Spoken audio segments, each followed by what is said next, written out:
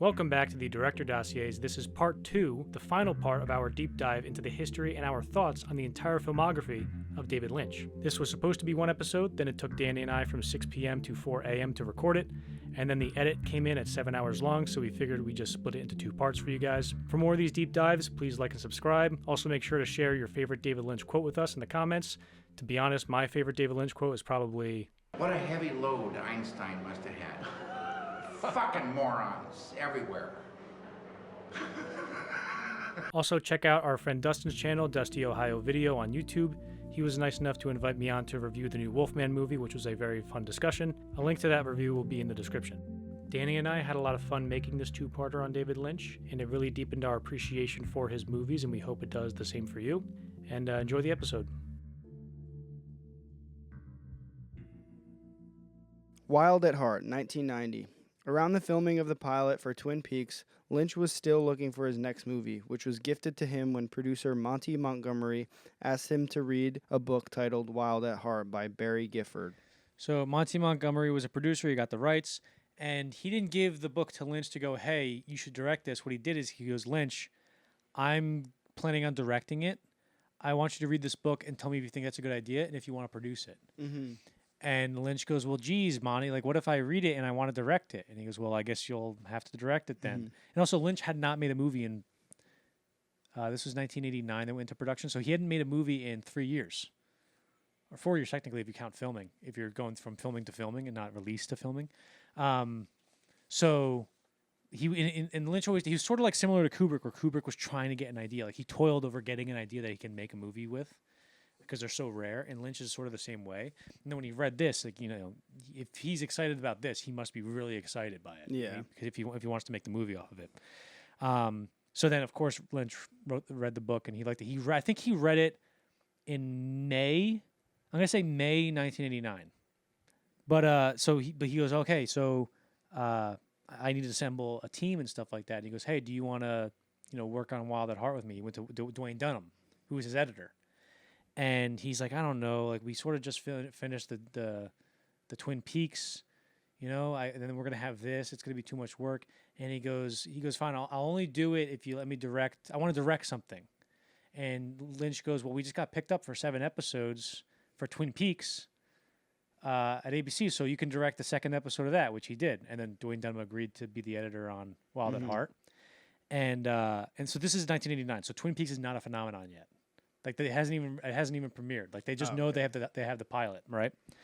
So Lynch goes, all right, great, we're gonna make the movie. So he gets to writing, and he does a draft in a week. And he goes, all right, this kind of sucks. So he does another draft, and he puts all the Wizard of Oz references in there. And then he goes, all right, that's not bad. Let's film it. Just does 2 drafts in like a couple weeks. That's always one of the things that sticks out to me is pisses me how off. fast he writes. Like, the way he talks about it, too. He's like, I didn't really have any ideas, and then I just meditated, and I got all my ideas, and I wrote it in 2 weeks. It drives me, not that it drives me nuts, because I'm not saying, like, oh, they think they actually wrote a good script. It's just the fact that somebody can get a script out in 2 weeks and then film it, it pisses me off, because, like, you can write, it takes like a year to write it, like 6 months. It takes so long. It should, yeah. So I just get jealous when I hear that somebody did it in that amount of time. But the Wizard of Oz thing, because this movie's filled with tons of Wizard of Oz references, which I'll hopefully get to. But how that entered the movie is he goes, I need it. I just needed. They were in this because the whole premise of the book is that it's sort of a love story through this hellish landscape of like American culture. And actually, that's probably more accurate to the description of the movie. Not that I haven't read the book, but it's still the same. Like, the whole premise of, they're in love in a hellish world is in the book.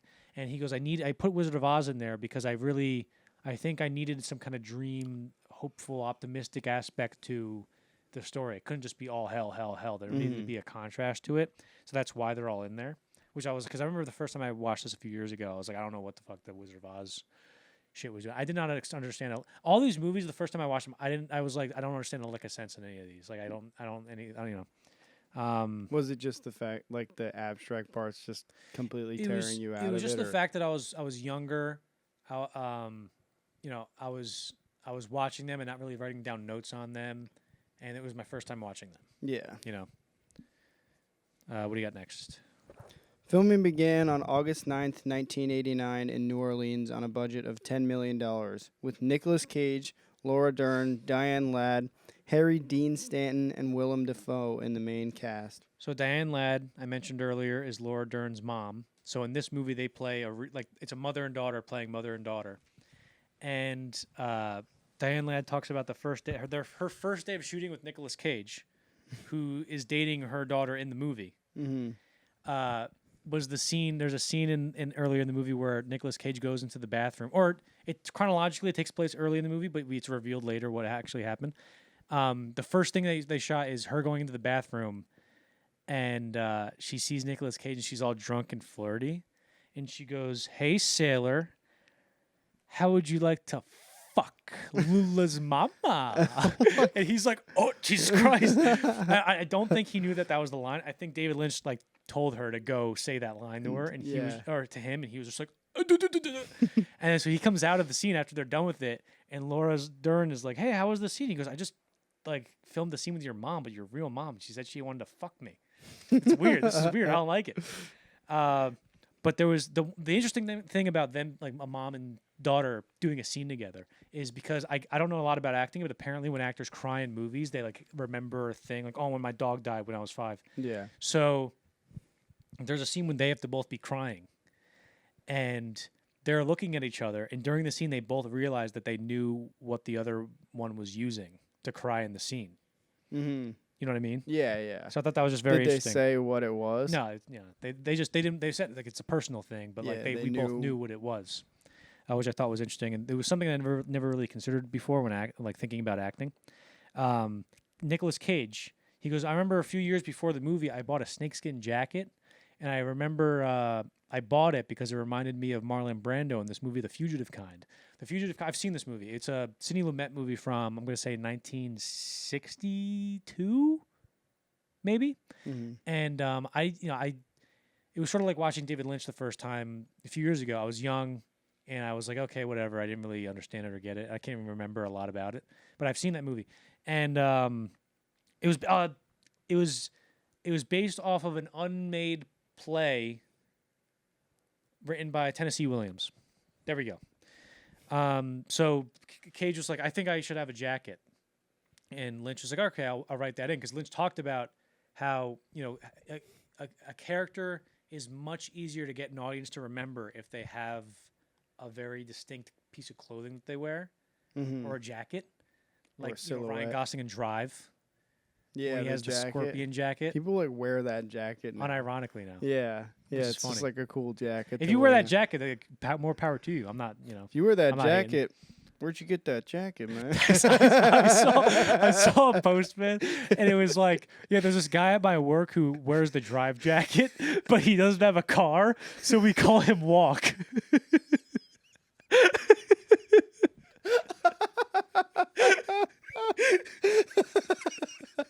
That's amazing. Imagine not knowing you're wearing a jacket from the movie Drive and you're just walking everywhere. Or even worse, like than you biking. do know, and you're like, I don't have a car. They're like, "You like driving? I don't have a car." Yeah. Whips on the jacket and walks away. So what do? I walk. Yeah. All right, where were we? So good. Willem Dafoe, who in this Yeah. movie is Willem Dafoe, as opposed into an Aquaman where he plays Willem Defriend, and opposed to in a movie called At Eternity's Gate where he plays Willem Van Gogh. And then Nothing? That didn't get anything from you? And then no. That's I'm a great sorry. joke. No, I'm sorry. I was too busy trying to think of Puns. Willem when he plays Jesus. Willem. Willem the Prophet. Oh, see, you got me. See, you just needed a little help from me. All right. So anyway, he obviously was cast in the movie. I think he came in for a role in Blue Velvet, and Lynch was like, "I can't use you, but you wait, mister." And he was like, "Oh yeah, hell yeah." And then he was cast as Bobby Peru. And in the script, he goes, "Yeah." In the script, it said Bobby Peru has these funky, stumpy teeth. So I was like, "Oh, they'll probably just put some gum over my teeth, and it'll be fine." And Lynch goes, "All right, so your dentist appointment is on Thursday." And he goes, "What?" And he goes, "Well, you have to get fitted for dentures and stuff." So he didn't. he learned his lesson from Dune not to cut the holes in actors' Yeah. faces, and he didn't. He learned not to ask an actor to fuck up their teeth for a movie. So they had these dentures that like kind of made his teeth Look like. yeah. And also, it's a great look. Like his entire character from that. Like Willem Dafoe, his character in this is, even though the movie may not. It's weird because I feel like Willem Dafoe as Bobby Peru in this movie is more iconic than the movie. Like I feel like the movie's is not that well known, but if you show somebody that shot of Willem Dafoe in the movie, they go, "Oh yeah, I've seen that before." You know what I mean? What else? So there's a scene in this movie where Freddie Jones, who I mentioned earlier, who was an Elephant Man who played John Merrick's I guess like slave holder, owner, essentially. He was in this movie, and there's a scene where Lula and Sailor are at the bar, and all of a sudden this guy walks up to them, and he's like yelling at the band, and he goes, "Yeah, this band's great, right?" But his voice is like sped up, it's super high pitched, so he's going, "Yeah, this band's great, yep, it's great," like that, and I'm like, what the fuck is it? So I read that that whole scene, he had like a page of dialogue. There was like a monologue, and they're all like, he's talking about like all pigeons and stuff, and the pigeons do this, and they cut it. But while they were editing, Dwayne Dunham like was skipping through the movie, like fast forwarding it, and he heard Freddie Jones talk in that scene and going like that, and David Lynch goes, "Hold on," and he replays it, and they sped up the sound and made it all high pitched, and he called Freddie Jones and he goes, "Hey Freddie, we had to cut most of your scene, but do you think can I make your voice sound really high pitched?" And he goes, "Do whatever you want, David. Like, I'm not care." Yeah. So I thought it was just a good origin for a scene that confused me. Let's see. Dwayne Dunham finished directing his episode of Twin Peaks, which was episode 2, and then Lynch wrapped filming on Wild at Heart at the same time. And then after he was done filming Wild at Heart, he immediately had to go film episode 3 of Twin Peaks. So Dwayne Dunham had like just a million 3 projects in the editing room that he needed to edit at once. And during a test screening, they tested the movie, and it went worse than the test screening to Blue Velvet. Really? Yes. Dang. So what happened? There was a test screening that maybe, let's say, 500 people were in the test screening, right? And there's a scene where Harry Dean Stanton's character, Johnny Farragut, he is captured by like these 2 villains. Grace Zabriskie, who plays Sarah Palmer's mom, she's in this, and she plays like a lady with like a bum leg, like a fake leg, like a prosthetic leg, and she's an assassin, and there's another guy who's an assassin, and the scene starts, and it's like her and this other guy like kissing, and also it's a black guy, so you can see all the makeup on her face, like it's a really gross scene, and they're kissing and stuff, and then in the movie they just shoot him in the back of the head, and you don't see it, you just see the flash of the gun, and then it cuts to the next scene.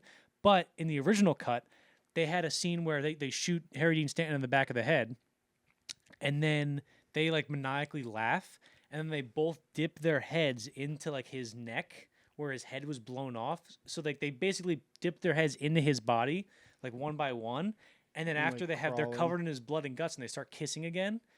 And there was 500 people in that screening, and like 450 of them walked out. Really? And we're like, this is fucking bullshit. When does that happen? It's like in the middle of the movie. Oh, okay. And all the crew that were sitting in front of David just remember him like leaning forward and grabbing their shoulder going, "I think we lost them." As they're walking out. There's no audience left. So then they promptly cut that scene out of the movie. And it's funny, like, because all the, we see all the interviews with him, and we know how he is. Like, he wasn't like probably trying to make a joke. He was just being dead serious. Like, hey, I think we lost. Right. I think he could have been serious, but also I think we talked about earlier how he was very self-conscious. Yeah. About the movies, especially when he dropped off Eraserhead to be considered at cons, and he went there and he was like, "Oh my god," and it turns out there was nobody in there in the screening. But here, I think he learned to be more of like, I don't give a shit what these people think. To a certain extent, not in like a way that it was detrimental to his career, but he talks about how at cons, it made its premiere. Oh no, here's what happened. I'm sorry. So they were like really behind on the editing, and David goes, "Hey, Dwayne, do you think we can get this ready for the cons?" Because at this point, it was like David Lynch didn't even have to have it considered. Like, he was just invited no matter what. Like, if he had a movie, Cannes was like, yeah, just bring it to us. So he goes, all right, maybe we can get it for Cannes. So they just crunched and got the movie finished, like, right before. Like, the night before, they were subtitling the movie in Paris. And they hadn't seen it yet. They were in they landed in Paris, subtitled the movie, and then the next day it's like at 1 o'clock in the morning, and they're working with the projectionist, and they're like, hey, we need to watch this movie. We need to watch it for and the first time. He's like, dude, it's 1 in the morning, and they're like, I don't care.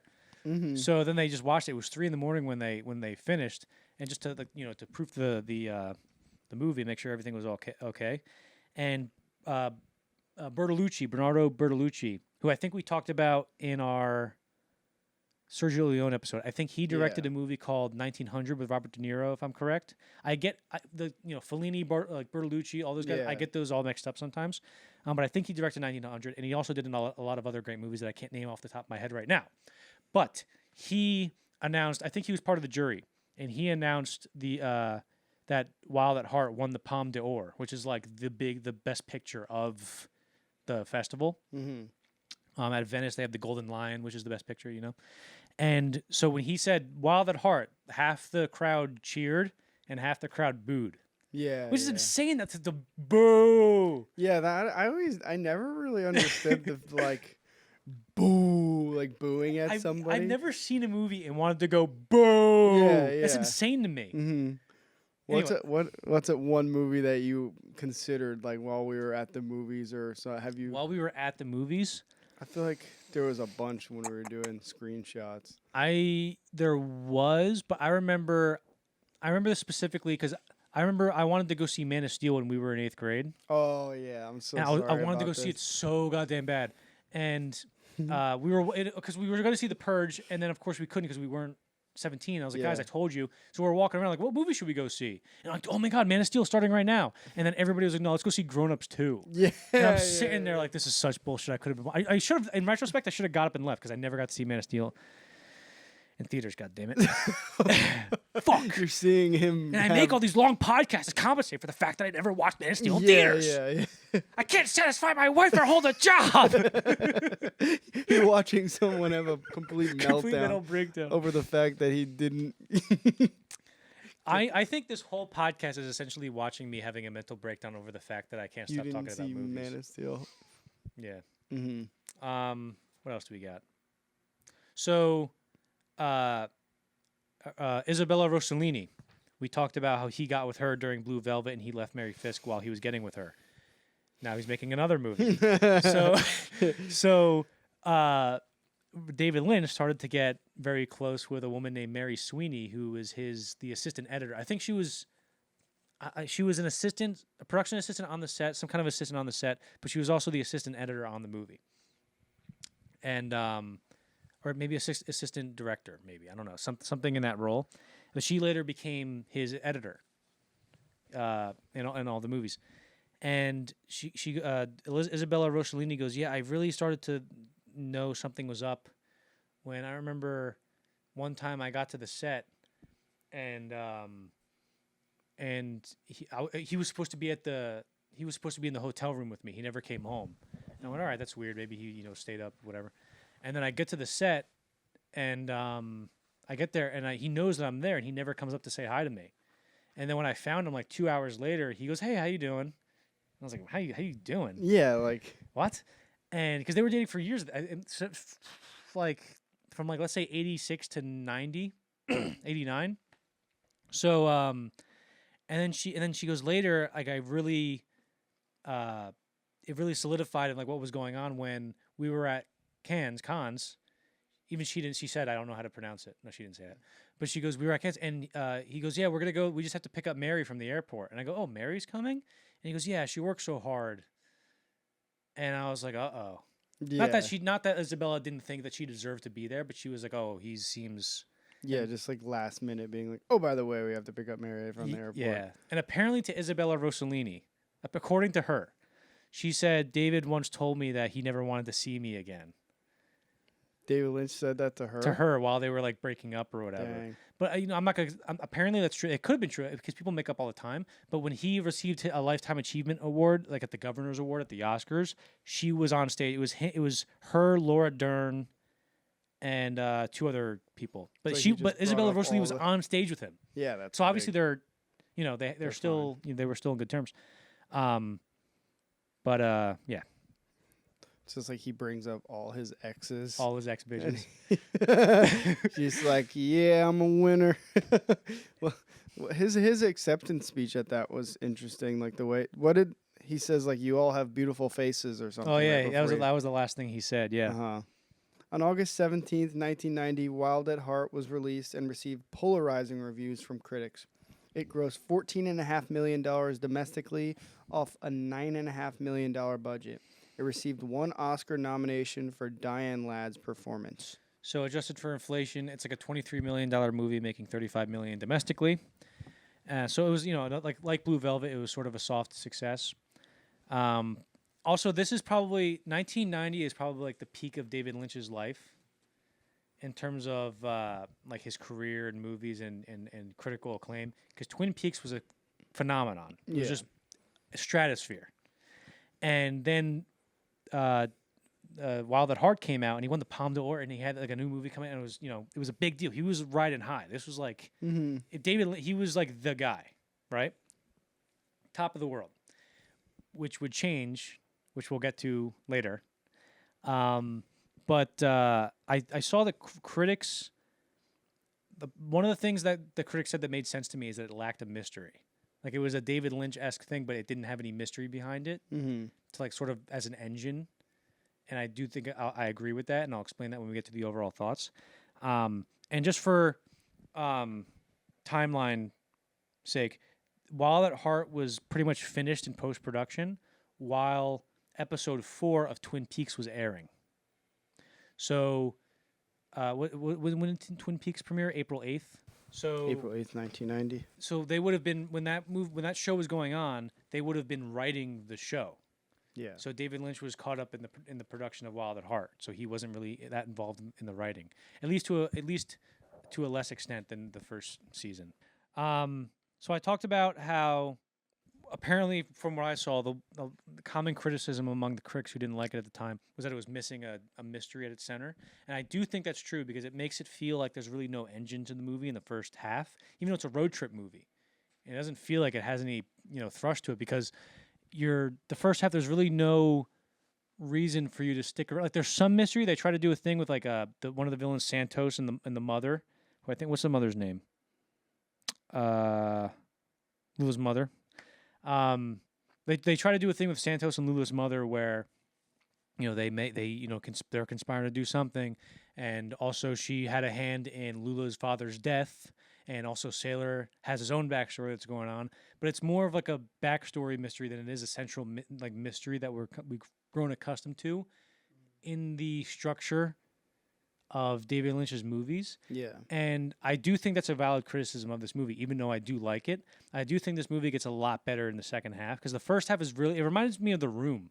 Remember that movie, The Room, where there's like 10 sex scenes in the first 20 minutes? Yeah. This movie, the first half is half of it must be Lula and Sailor like having sex or lying in bed just after sex. It's them in the car, them having sex, them in the car, then having sex, and then finally they stop in the middle and something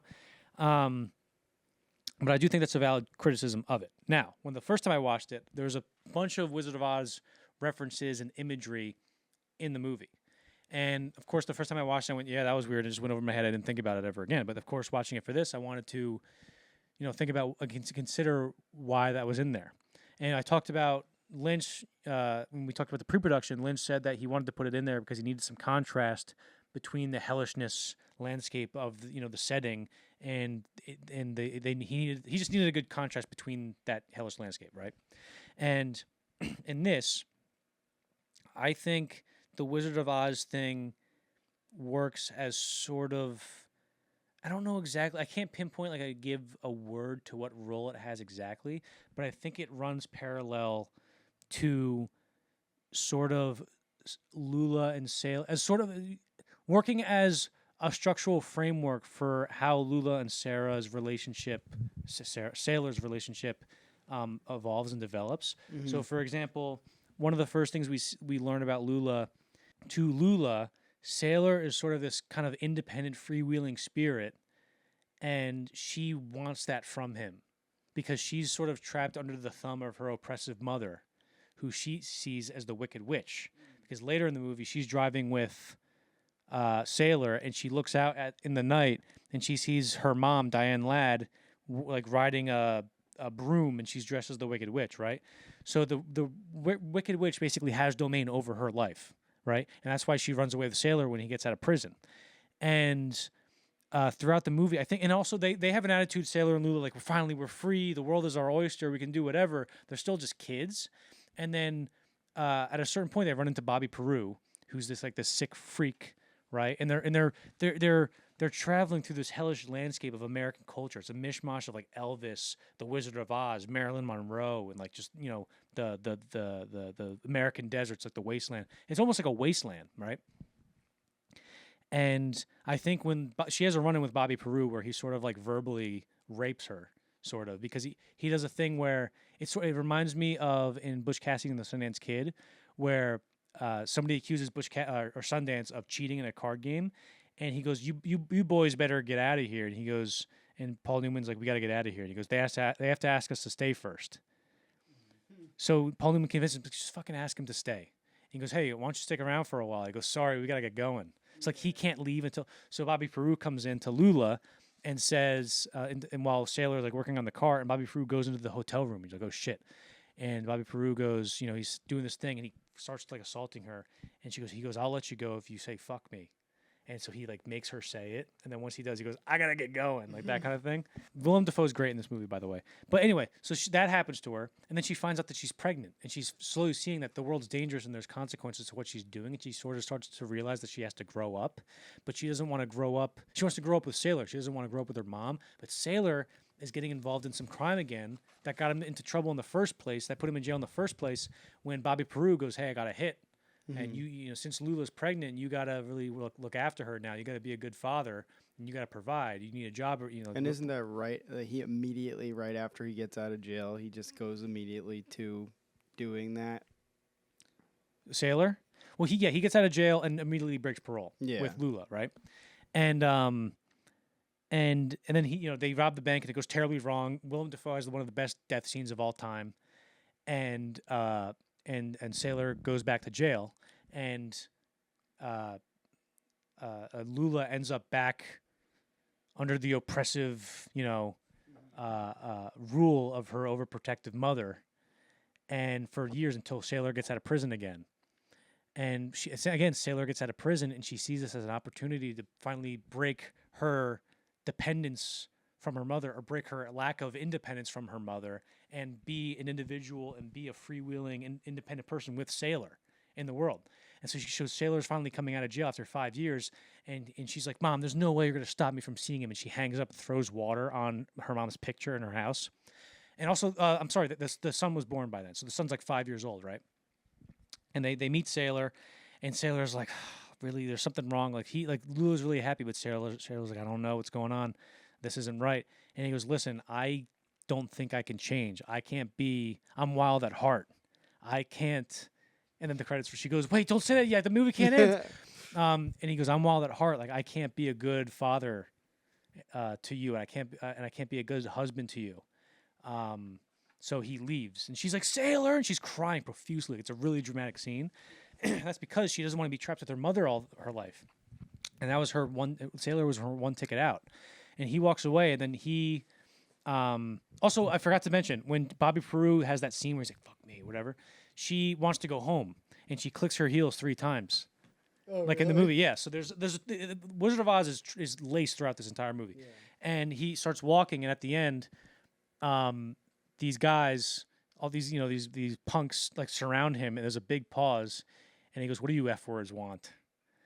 And he's like, it's like he drops it hard, and then they just punch him in the face, and then the Good Witch, played by Cheryl Lee, who plays Sarah Palmer, goes, "Listen, dummy, what are you doing?" And he goes, "Oh, you're right." And then he gets up and goes, listen, everybody, I'm sorry that I referred to you as homosexuals before. It's just because I was really, self-conscious about what I've done. And he goes, what am I doing here? I got to go. And he runs and goes back to Lula, and he sings to her.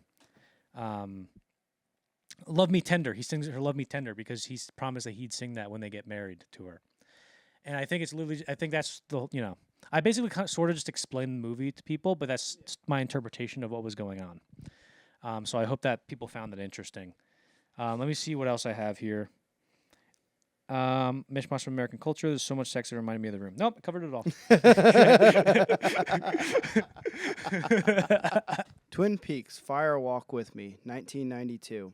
After Twin Peaks was canceled, Lynch wasn't ready to leave the world of Twin Peaks behind and decided to make a movie that followed the last week of Laura Palmer's life before she was murdered. So if you're still watching and you're enjoying this episode, please like and subscribe and share with friends. And please give us a good rating on wherever you listen to your podcasts, or give us a bad rating if you don't think we're good. And if you hate watching the podcast, please leave us a hate comment. We always appreciate those. And if you're tuning in post-March 2025, then our feature film, The Documents, has been released, and you can rent or buy it on Amazon. You can own the Blu-ray, and you can watch it through our YouTube membership program. At the time of recording this, we have not made that YouTube membership program, but how it'll most likely work is for a couple bucks a month, you'll have access to The Documents movie and the behind-the-scenes commentary tracks that we made for that movie with the cast and crew, as well as extra commentary tracks for movies that we covered and will cover on the show, and movies that you suggest and want us to cover in the commentary tracks, if that sounds good to you. And if you're watching this episode a year from now, and our movie Beach Days is completed and has come out and hasn't been a dumpster fire of a train wreck of a production, and it's a good movie, hopefully, you can watch that as well, hopefully. So thank you. So during this height of David Lynch's success, which I mentioned earlier, he signed a 3-picture deal with this company, Sibi 2000, which was like some kind of European company or whatever. So in June 1991, the series Twin Peaks was canceled after the second season, after that big cliffhanger, which I mentioned, right? But Robert Engels, who is credited with about 10 episodes of writing on Twin Peaks, and David Lynch had a script for Twin Peaks: Fire Walk with Me by July. So in a month, they had a script. And then they started casting, and they're like, all right, who can we bring back? Also, Mark Frost didn't write the script with him because he was busy making his own movie called Storyville, starring James Spader, I believe, which he wrote and directed. So he didn't have time to work on Fire Walk with Me. And apparently his relationship with Lynch had soured at this point. I don't know why. I only saw that, like, a periphery mention of that in my research. I don't know why that happened. But the only cast members who really had a problem with coming back for the movie was it Sherilyn Fenn, who played Audrey, who you do not know because you only watched the movie and she's not in it. Lisa Ann Boyle, who played Donna in the TV show, did not come back for this. They recasted her character. Apparently it was due to scheduling conflicts, according to her. And Kyle MacLachlan did not want to come back because he started to get popular and was like, I don't want to be typecast as this FBI agent guy. So they wrote a script in a month that he was the protagonist of the script. Like, he was in most of it, right? And according to Lynch, 75% of the cast was positive about coming back and 25% weren't, right? And on July 11th, Ken Shear, who is the president of Asymmetrical Productions, which is, I think, David Lynch's and maybe Mark Frost's production company. I don't know exactly. He announced that the movie wouldn't be going forward due to Kyle MacLachlan's non-involvement. So what Lynch and Engels did is they wrote Dale Cooper out of the script entirely and replaced him with Chet Desmond, played by Chris Isaac, right? So now they had a whole script with Chet Desmond in the beginning, and then it goes to Laura. Then Kyle goes, okay, well, I'll come back for a little bit. Like, and they go, fuck, all right. So they split it down the middle. So Chet Desmond in the first 30 minutes. I know, he's in the movie. Yeah. And then Cooper's in it for like a couple scenes. I would have liked to see more. And I was watching this movie going like, why the fuck would you not put Cooper in the whole thing? And I'm like, there had to be something wrong. Like where they just didn't have him in the first 30 minutes. I'll get to my thoughts on the movie in overall thoughts, of course. But, so yeah. Yeah, again, we'll get to it later. But this was my favorite of the movies, but the first 30 minutes or like the first part is kind of where I struggle, and I think I would understand it more maybe if I saw the show. Probably, right? Am I right about that? It's nothing. You wouldn't understand it more. It's like you would recognize David Lynch's character from the show, and that's pretty much it. Like nobody else in that sequence is from the show, essentially. Oh, okay. All right. Filming began in September of 1991 with Sheryl Lee, Kyle MacLachlan, Ray Weiss, and most of the Twin Peaks cast returning, with new additions including David Bowie, Harry Dean Stanton, and Kiefer Sutherland. So filming took 3 months. Of course, they finished in November. This movie, the series was canceled in June, and they had the movie in the can filmed. Oh, actually, no, in the can means it's done editing. But they had the movie filmed. Oh, no, it doesn't mean it's done filming? I don't know what in the can means. In the can. In the canister. So it's filmed. I don't know. Comment what it is. But then they had the movie done filming in November, which is insane. It's less than a 6-month turnaround. But what they also did is they planned this as like the start of like a 4-movie saga, where they're like, well, if we can't do Twin Peaks as a TV show, we'll just do it as a movie series, right?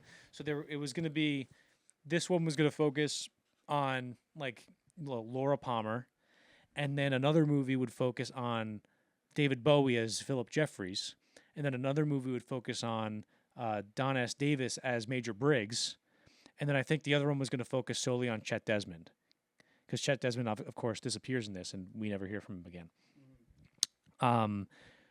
And those 4 movies were about uncovering the mythology behind the Black Lodge and the Red Room and this other weird dimension that's going on. Richard Beamer, who plays Ben Horne in the show, Ben Horne is sort of like a villain who's sort of turned into an anti-hero later in the show because he has like a crisis of faith type of thing. He was asked to come back for a scene, and also his character is sort of he sort of had to turn a new leaf and sort of became a good guy, but he's still like this gross, disgusting guy who's cheating on his wife and sleeping with girls his daughter's age who are almost who like literally just turned 18. He runs what is it called? He runs like a lodge where like you just get to have sex with girls and shit. Okay. Like he's brothel. Yeah, like so. Yeah, essentially, yeah, it's like a casino brothel. And he reveals in the show that he loved Laura Palmer, who's 18, and he's like 45. He's a dad, and there's a scene where he goes, "Oh, we need Laura to walk in, and she needs to get cocaine from you. So you just need to go, hey, I'll only give you cocaine if you give me a kiss." And he goes, "I wouldn't do that because he loved her. He would just give her the cocaine." Yeah. And so he just didn't come back in the movie, but he came back later in the Return series, which I liked. Okay. Deepak Nahar, who was the first assistant director for David Lynch on this movie, he had 2 really good fun anecdotes that I wanted to share. Because in the movie, you see there's the FBI is busting like prostitutes on a school bus. You're like, what the hell is going on here? Like I remember my dad going, what could possibly be going on that bus? And apparently the backstory to that was some of it was cut out, was that the bus driver was like, while he was driving, kids would pick up prostitutes and bring them to clients. Oh, okay. He was sort of like pimping out prostitutes while dropping off kids at school. So, but he was talking about how he was in the car with Lynch once, and they're just like on the street, whatever local town they're filming near, and he sees a lady walking on the street, and he goes, "Deepak, look at that lady there." And he goes, "Yeah, what about her?" He goes, "Just look at her." And he goes, "Okay." And he goes, "You should get her number." And he goes, "Why?" And he goes, "Just fucking do it. Just come on." And so he gets out of the car and gets the lady's number. He comes back in. And then a few days later, they're filming the scene where Chet Desmond and Kiefer Sutherland go into Harry Dean Stanton's trailer, and they're talking, and Lynch goes, "All right, Deepak." He goes, "What?" And he goes, "That lady from the other day." And he goes, "What about her?" He goes, "She's in the next shot." And he goes, "Oh fuck!" So he calls her, and she comes to the set, and she's the lady that when Chet Desmond's like, "I'm gonna take a look around," and Dean Stanton goes, "Okay, yeah, sure." The lady comes out and goes, "Where's my goddamn hot water?" That was her. That was just a random lady. Yeah. And then there was another part where they were filming, and David goes up to Deepak and goes, "Hey, I need a monkey in 2 days." And he goes, "For what?" He goes, "I don't know yet." Or it's like he just knows that he wants a monkey somewhere. And that was the scene, of course, where they're in like, it's sort of like the Red Room, but they're in a shack instead. And like there's that guy with the mask, and the David Lynch's son is sitting there. Also, David Lynch, David Lynch's son, I think maybe Austin. I don't know exactly which one. He plays a character with Happy Gilmore's grandmother, the same actress, who it's a grandmother and a grandson. Donna is doing this Meals on Wheels thing, and she delivers this food to a grandmother who's in bed, and then she looks over and there's a kid sitting on the couch, and it looks exactly like David Lynch, but you just shot him with like an anti-aging ray and made him a baby. Yeah. And it's because it's a son. It looks. I was laughing out loud. So yeah, and then the monkey ended up in that scene. So those are two good stories. There was deleted scenes. This is all gonna be gibberish to you because you don't know who anybody is in the show. But for those watching, there was deleted scenes that included Michael Onkeen, who played Sheriff Truman, Joan Chen, who played Josie Packard, Everett McGill, who played Big Ed Hurley, Don Davis, who played Major Briggs, Warren Frost, who played Donna's father, Dr. Hayward, I think. Harry Goaz, who played Andy, Michael Horse, who played Hawk. When I said horse, my voice got hoarse. That's scary. Whoa. Jack Nance, who played Pete, Kimmy Robertson, who played Lucy, Wendy Roby, who played Nadine, Russ Tamblyn, who played Dr. Jacoby. All of those scenes were in a feature-length compilation of those deleted scenes, like an hour long. It's called The Missing Pieces. It was released in 2014. It was very interesting if you're just, it's an artifact of Twin Peaks history if you're interested in watching it. And this was supposed to be, these are deleted scenes of this. That were in this movie. So these people were in these, like those characters were in the movie, but they were cut out. Okay. Less than a year after it was greenlit. Less than a year after it went into production. Like, it screened at cons. Dang. How did that go? It went fucking awful. Again? It went terrible. When he won Cannes and people booed and cheered, people just fucking booed. Like, he was there like, these people want to kill, like, hurt me. And so here's, and even Quentin Tarantino was there. Quentin Tarantino, who just became like, he just did Reservoir Dogs in 1992. This is 1992. So he goes, David Lynch has gone so far up, he's lost so far up his ass that I'm never going to see a David Lynch movie again. Quentin Tarantino said that? Yeah, I'm like, easy, fella, come on. Yeah, what the hell? I don't know. I'm sure he's a fine gentleman, but it got horrible response. It's just crazy because like I just don't see. I don't get it. Like I understand, but I'm going to tell you exactly what happened when we get to the overall thoughts. Yeah. But it makes sense. I can because I'll tell you what. For the first hour I was watching this movie, I was like, "Fuck this movie." I was like not having that same reaction. I don't know. Well, it's because you hadn't watched the series. Yeah, that's true. Yeah, it's probably your favorite because you didn't have any preconceived notions about what you were expecting. You were just like, "Oh, it's a David Lynch movie." I was so excited to share my like theory, and now I'm like really afraid to. Because No, do it. It's gonna like fuck. I don't know. No, I mean it's an interpretation. Yeah. It should stand on its own as a piece of art. Yeah, that's what I'm just gonna treat my theory when I say it as just the movie. Yeah. Itself, not regarding the rest of the whole thing. Which is how it should be. So David's experience at the festival was just like, these people wanted to hurt me. I got sick. I didn't want to come out of my room. It's so my sad. stomach hurt. The doctor had to come up and get me. People did not like it, but it has found a resurgence as like actually this is overlooked and we should reconsider this. On August 28th, 1992, Twin Peaks Fire Walk With Me was released in theaters and received poor reception from critics and fans of the show. It grossed $4.2 million off a $10 million budget. So that's like a $22 million movie coming out today and grossing $9 million domestically, which is not good. And I mentioned that David Lynch in 1990 was living life, and that was the peak of his life, at least professionally, let's say. In 1992, it was the absolute rock bottom of his life, starting, I guess, past Elephant Man, let's say. Twin Peaks was canceled. He essentially killed it with Twin Peaks Fire Walk With Me. And for the next 4 years, he couldn't get a movie made. And all the series that he was making were just failing. And it was not a good time. I don't want to say it was the worst period in his life, but it was just, he went from high to low, like, he went from the top to the bottom so quickly. Yeah. And also he took up smoking again. So he quit smoking in 73, started smoking during Dune, quit again, and then started smoking again when Twin Peaks Fire Walk With Me kind of imploded.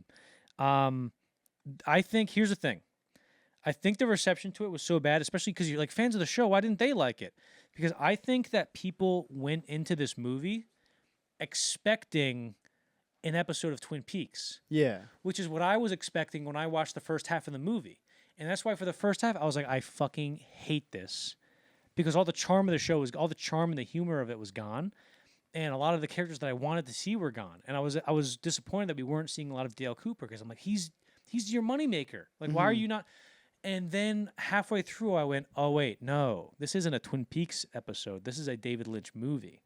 And that dichotomy, the two sides of that coin is what caused the controversy. Because if people went in expecting a David Lynch movie, if this movie came out first, they would have been like, oh, yeah, it's like Blue Velvet or Wild at Heart. It would have probably got like similar reactions. Yeah, exactly. But since it didn't really appeal to anybody, because everybody was expecting, you know. It's kind of funny because this was literally the first David Lynch movie I watched. Yeah, I know. And you texted me, you're like, yo, I'm watching this right now. I'm like, this is what you started with? I'm like, holy I didn't shit. know. I wasn't. Yeah. That's not a bad way to do it. Not like, you know. Yeah. I mean, it technically is. Then you said it's a prequel, technically, right? Yes. So, I mean, I guess I did. Yeah, I guess that still works. Mm-hmm. So what did you think? Let me hear your thoughts. Lay 'em on me, pal. So, well, I feel like, do you want my like theory on it? Yeah, go ahead. Yeah. Well, I'll start with this. Like, I will say, okay, just coming from me watching this the first time, first David Lynch movie, and also being like, is that David Lynch in the movie? Like, I didn't realize he was gonna be like an actor in it too. That whole first sequence is like so very, very confusing. Because I'm like, but when he does this with his hands, and I'm like, I did not understand that either. And then the either. lady in the hangar does something, and they're talking about it, and they're like analyzing it. Like everything that's happening there, they're like kind of analyzing it. Like the audience knows what they're talking about, but it doesn't feel that way. Yeah. But to me, I was like immediately like pulled in by it because I'm like, okay, something is like. People just act differently wherever they're arriving right now. People are acting way different than normal society, and I don't know if that's probably a common with. Yep. So that was, and I really was like drawn in by like I sent you a screenshot of, which is actually like the last time we see that Chet one Desmond. character when he walks into the. And is that ever explained? Like, does that ever come to a like him just walking in there and it. And then the whole thing just disappears. And then the David Bowie situation. I loved that scene. Yeah, I love it too. But that's also like I was really into it, but that scene when all that stuff started happening, I was like, I have no idea what's happening now. Like, but is there any sense to be made of that? They do go back to that character in the Return series. Okay. But not as we'll get to why. Yeah. But that sort of goes somewhere, but the Chet Desmond thing never comes up again. Yeah. Really quick before you go to your theory. Yeah. Another thing about the whole thing between a Twin Peaks show and a David Lynch movie is one of the first things we see. The opening credits takes place over like a static TV thing, and the camera pulls out, and then we see it's a TV. And it's actually a flash forward to the end of the movie, and we see like an axe or a baseball bat completely just destroy the TV. That's basically a visual cue saying that, like, hey, this story has broken the confines of TV. This isn't a TV show anymore. This is a movie. Yeah. This is a David Lynch movie, which in retrospect, I like that a lot. If I watch this movie again, I'm sure I'll like it more because I was so excited to see more like a continuation of Twin Peaks, where instead of a continuation, I got like a prequel. It's like, oh my God. You know, but I did really. I want to hear your theory first, and then I'll get to what I appreciated about it. And we can cut this out if this is totally like nonsense, because I was like on a heater right after I watched it because I was like, I fucking get it. Let's go. And this is obvious too. Laura Palmer is the murdered woman all along, which I don't think is super obvious if you didn't watch it from watching the show. You know, so Laura Palmer is the murdered woman all along, and she is stuck in the uncanny valley or the Twin Peaks of purgatory. Like, do you know what the uncanny valley is? Yeah, it's like a guy who's like, is that a guy or is he just looks like a guy? And it's something that humans have like developed. Like if you see AI and it's like a human, but the hands are all messed up. Like it's some natural way of you being like, that's it makes me sick or something. Like it makes you have like a weird reaction. So she is stuck in the uncanny valley or the Twin Peaks of purgatory, and she is left wandering around this place where everyone is there to trick her into staying. They're like an AI version of people, which makes the viewer feel uncomfortable because it's like they know how a human acts, but not fully, which leaves them in the uncanny valley. No one is fully trustworthy other than the FBI agents that are actually like agents of heaven or just angels themselves. Their case is really to make Laura understand that she is in fact dead and it's not her pimp that's dead. They need her to understand that she is dead so she can leave purgatory, which is what's happening at the end when she sees the angel. That's so because it's so like valuable and interesting to see an interpretation like that from somebody who has no fucking idea what happens in like the show. Yeah, yeah. Because you're like, oh, she was the murdered one, where it's like the whole premise of the show is that she was Of the murdered. show That's is- such an interesting thing because if you watch the show, you cannot get that interpretation, and also you can't say that interpretation is wrong because it's all you saw. Yeah, exactly. You know what I mean? But And that's why I was getting nervous because I'm like, oh, that's probably the show probably completely debunks my theory, Right. if they are connected.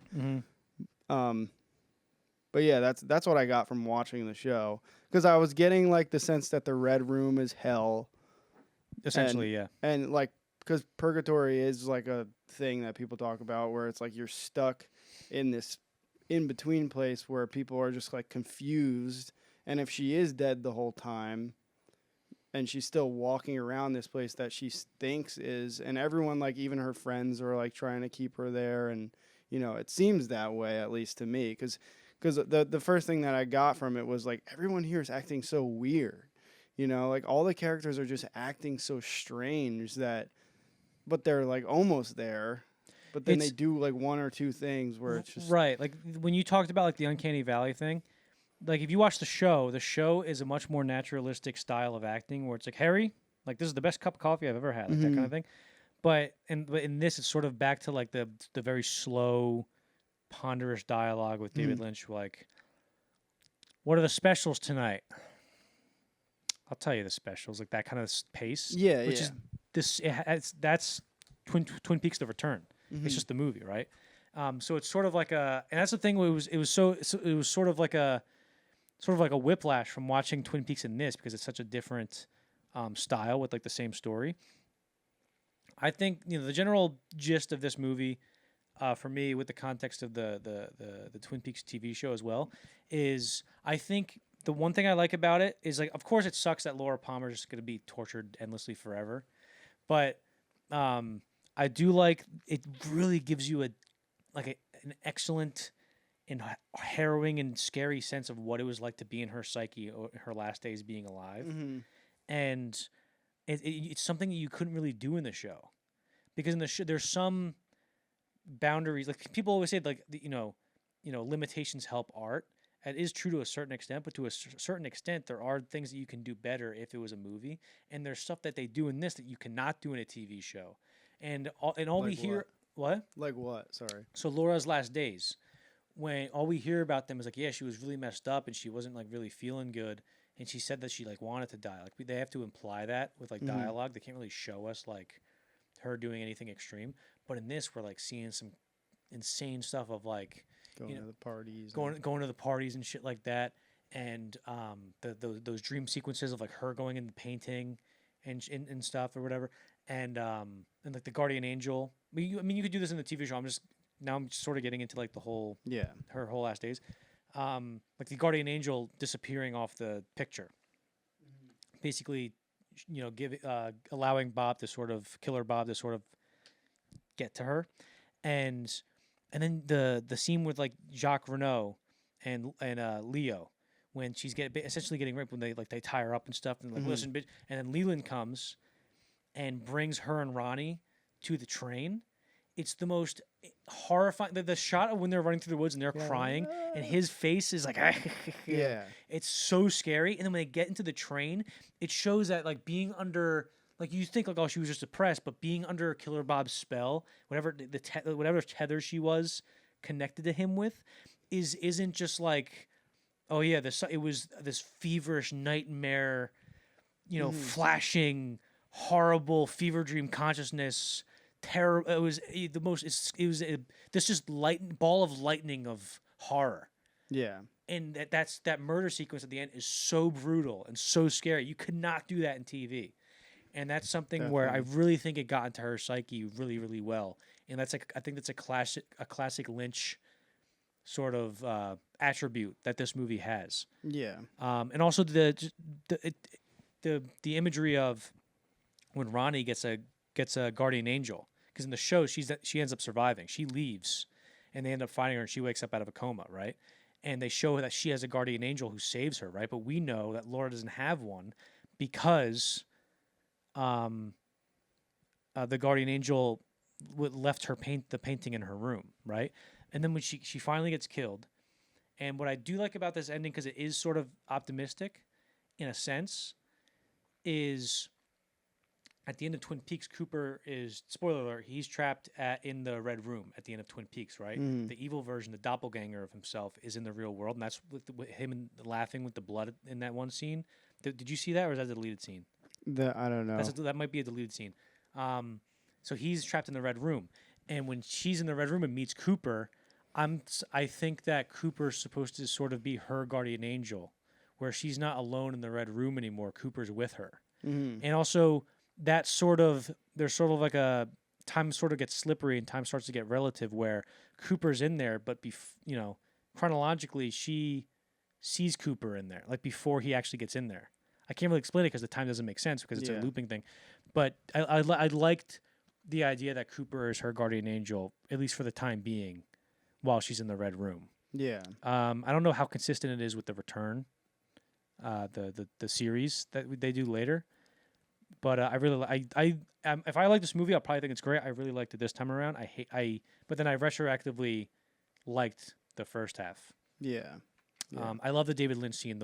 The whole thing about him just walking in, and he's like, "Do you know who this man is?" And that's significant because Jeffries is sort of a man unstuck in time, like sort of like Billy Pilgrim in Slaughterhouse-Five, where he goes, "Do you know who this man is? Like which of them Cooper is?" Because he's saying that there's something going on with Cooper's identity, and we know that there is because Cooper is switched with the evil Cooper at the end of season 2, and in the Return, that's a big plot point. So Philip Jeffries is sort of unstuck in time, and he's sort of signaling to Gordon Cole, like, this guy, you gotta watch him. This is the David Bowie's character. David Bowie's character. Okay, so and then that's where that comes in, right? And then they're talking, and then he leaves, and they're like, "He wasn't here? No, he was here." And like they're saying he wasn't here. That whole, I don't know why, but the aesthetic of those guys in suits being like, "Was he here?" And there's a weird sort of paranormal thing going on. I really liked a lot. I really like that scene for some reason. I can't tell you why. That's why I'm like, I wonder, like, you can tell me things like that happen in, like, really strange sequences like that happen in the show, where it's just like they did, but it was tamed. It was a more tamed version because they didn't have the freedom of a movie. But there are sequences in the Red Room and stuff in the show. Yeah, and the show does get pretty, pretty nitty and gritty. Also, this is not now Johnny talking. This is the first hour watching Fire Walk with Me Johnny talking, because I was like, oh, I want them to continue the story. Like, there's a big cliffhanger. My favorite game series used to be Assassin's Creed, and they did something in Assassin's Creed 3 where the modern day story that we were following ends on a giant, massive cliffhanger. That was 2012, 13, 14 maybe, and it's never come up again in 11 years of the game. Because they just, if we deal with this, we have to stop. So they just never went back to it. And so I did feel like there was something like this where they end on a massive cliffhanger with Cooper being possessed by Killer Rob at the end of season 2. And then they're like, hey, we're going to have a movie coming out. And you're like, oh, nice. Tell me how it, And they're like, well, wait, we have to tell you this first. First, we have to go back to the beginning. And it's like, oh, my fucking God. So there was an aspect of Assassin's Creed in it for me that I still feel like a little bit. But also, if we didn't get the Return series, I'd be less concerned about it. Or more concerned about it. I'm sorry. Lynch's side projects. In 1988, Lynch made The Cowboy and the Frenchman, a 22-minute video commissioned by Figaro magazine and Erato Films, as part of a series made by international filmmakers on the theme The French, as seen by... ... So, it's basically just you filmmaker from America, make a movie about how Americans see French people. People from Mexico, make a movie, that kind of thing. It was a miniseries. Harry Dean Stanton's in it, and a couple other fellas are in it. And basically the premise of it, I couldn't find a copy of it anywhere. What I did find is a lady on YouTube talking about it, which I'll try to link in the description if I remember to do that, which hopefully I do. And it's like a 5-minute explanation of just like, so it's basically like a satire of these cowboys who come across a Frenchman. And they're like, get a load of this guy. Like, he eats snails. What? Gross. We eat, chickens and cat, like whatever. So I haven't been able to see it, but that's all I know about it. It's about 22 minutes long. This is only Western genre piece. Okay, that's brokenhearted. Okay. In 1990, Lynch directed 4 commercials for Calvin Klein's fragrance Obsession, a music video for musician Chris Isaak, a commercial for Yves Saint Laurent's fragrance Opium, and a concert movie called Industrial Symphony No. 1, The Dream of the Brokenhearted. So the Calvin Klein Obsession, if I'm not mistaken, or is that something else? I think that's 4 commercials that he did for Calvin Klein, where each of them was sort of like a mini, love story where it was monologued by a sequence or a passage from whatever author was depicting's book. So, like, they did one with F. Scott Fitzgerald, was 30 seconds, and he was like, I love you so much. I can't, oh my God. And then it was like D.H. Lawrence, and then it was a passage from one of his books, I'm assuming. And then another one was Ernest Hemingway. And then another one was, it was like Eugene Clobert. I forget the guy's name. Is it Clobert or something like that? Somebody I never heard before. But they're it's like every single cologne commercial you've ever seen. Mm-hmm. Super confusing. That's confusing. It's just like, okay, yeah, they're selling me that's every, Yeah. Chris Isaak, the Twin Peaks. He would be in the Twin Peaks movie, of course. And his music video, I think the song was in Twin Peaks Fire Walk With Me, but in the music video, there's Laura Dern's in it. Somebody else is in it, I forget, but there's also interspersed in the actual music video are clips from Twin Peaks Fire Walk With Me. Oh, okay. So that's kind of what that Kinda thing's like about. Promotional type thing too for the movie, or Yes. Mm-hmm. Well, I'm assuming, and the Yves Saint Laurent's fragrance Opium.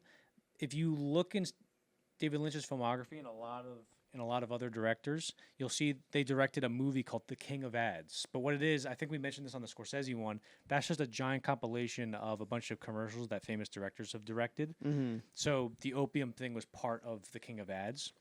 And that's just another cologne commercial. But there was this concert movie, the Industrial Symphony No. 1, The Dream of the Brokenhearted, that had Laura. It was like a live concert movie performance that had Nicolas Cage and Laura Dern, Julie Cruz, she sang a song on Twin Peaks, and there's a sequence in Twin Peaks where she's singing. And one of the apparitions that's part of the mystery of the Black Lodge and the White Lodge appears in her place. And also Psych did an episode, a Twin Peaks episode. That show Psych.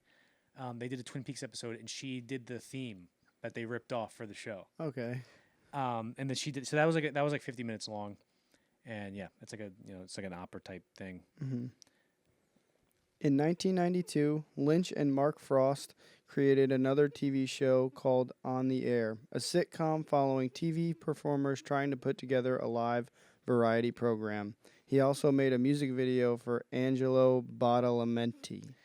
So there were 7 episodes of On the Air made, and the show had such bad ratings that they canceled the show after 3 episodes.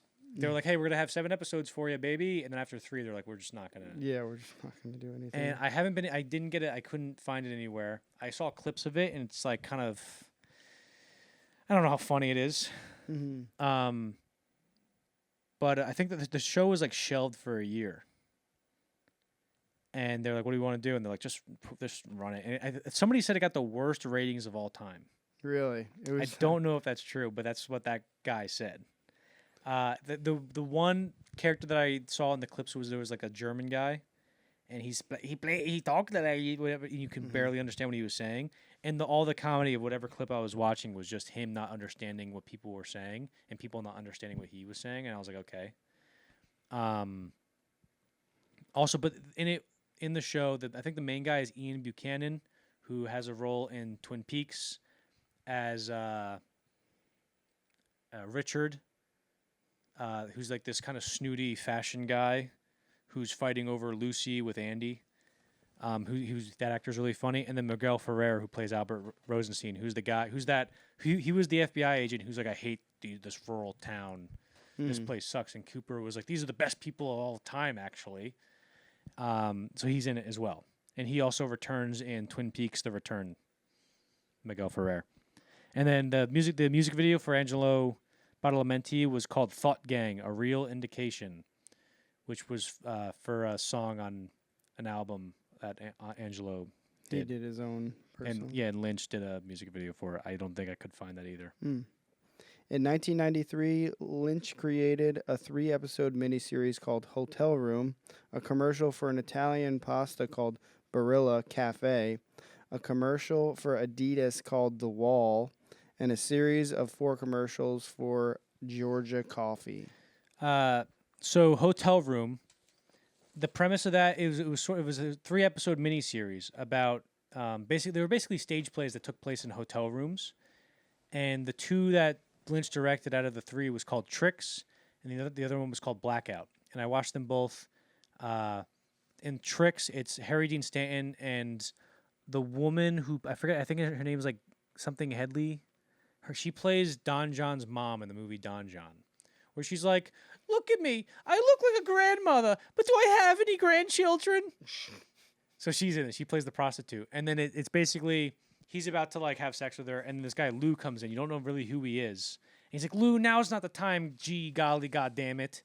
And she's like, "How do you guys know each other?" And it's like this bit, and then a mystery ensues, like where it's like, how do these guys know each other? What happened? And it's basically just a stage play of them revealing their backstory to this prostitute, and then, something happens at the end. But the Blackout one starred Crispin Glover, and it was him and his wife go to New York, and there's a blackout, so they're just talking about candlelight the whole time, and you slowly find out that his wife is insane.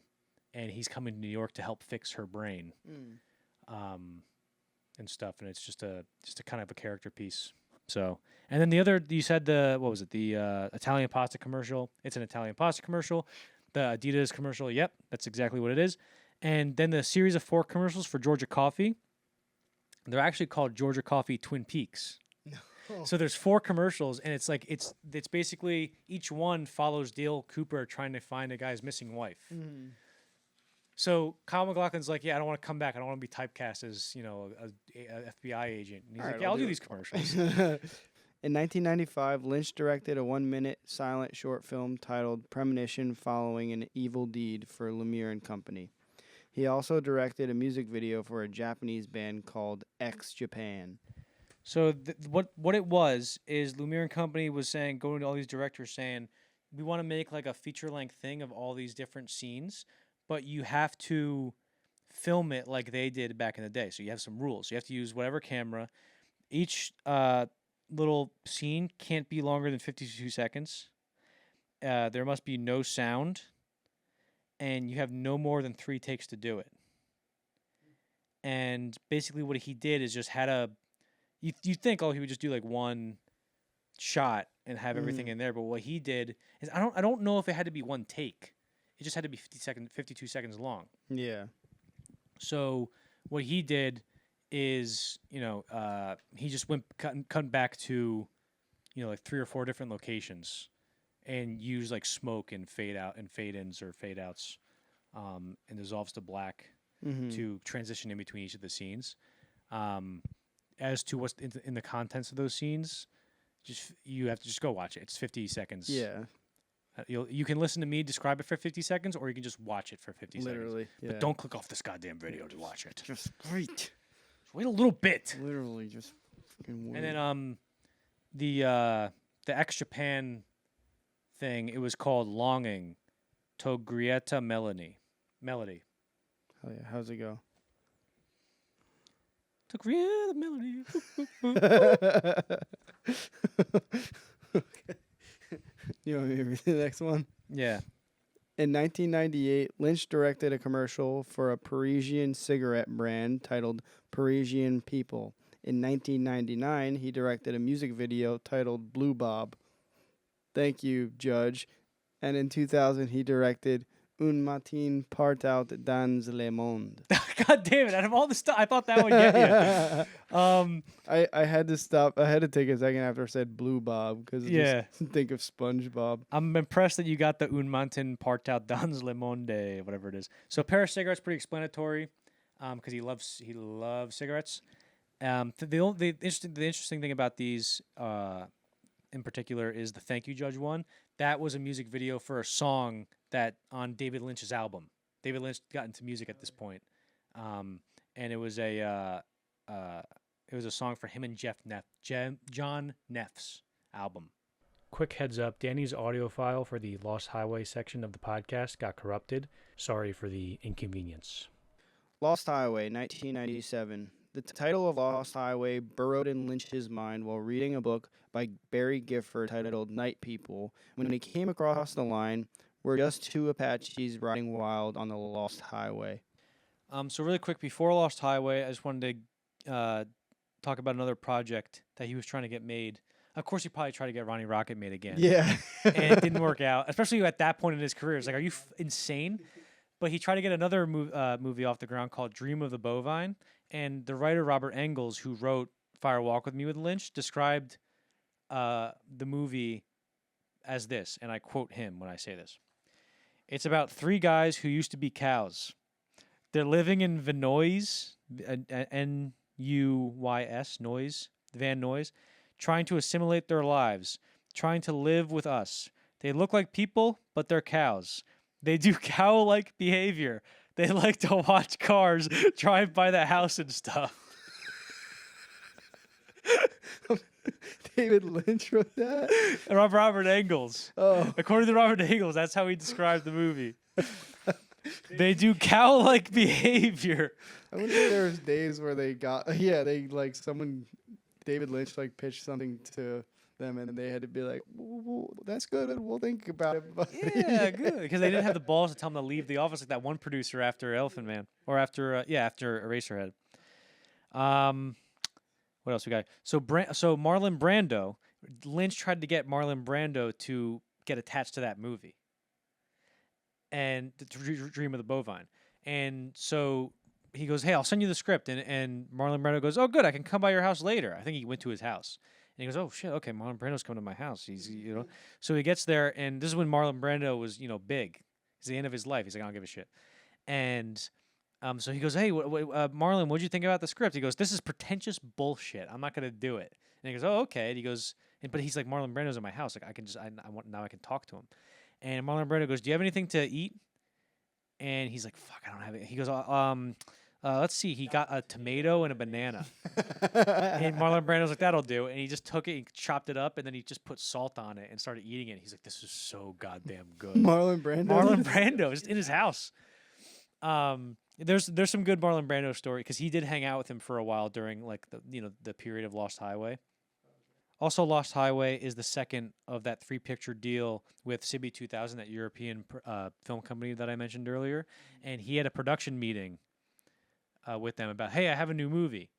And he goes in there, and he goes, yeah, I have this movie. Let's talk about it. And they go, okay, what's it about? And he goes, well, I don't know yet. And they go, well, okay, we'll come back when you have a treatment. And he goes, okay. So he goes back with I think, was it Barry Gifford?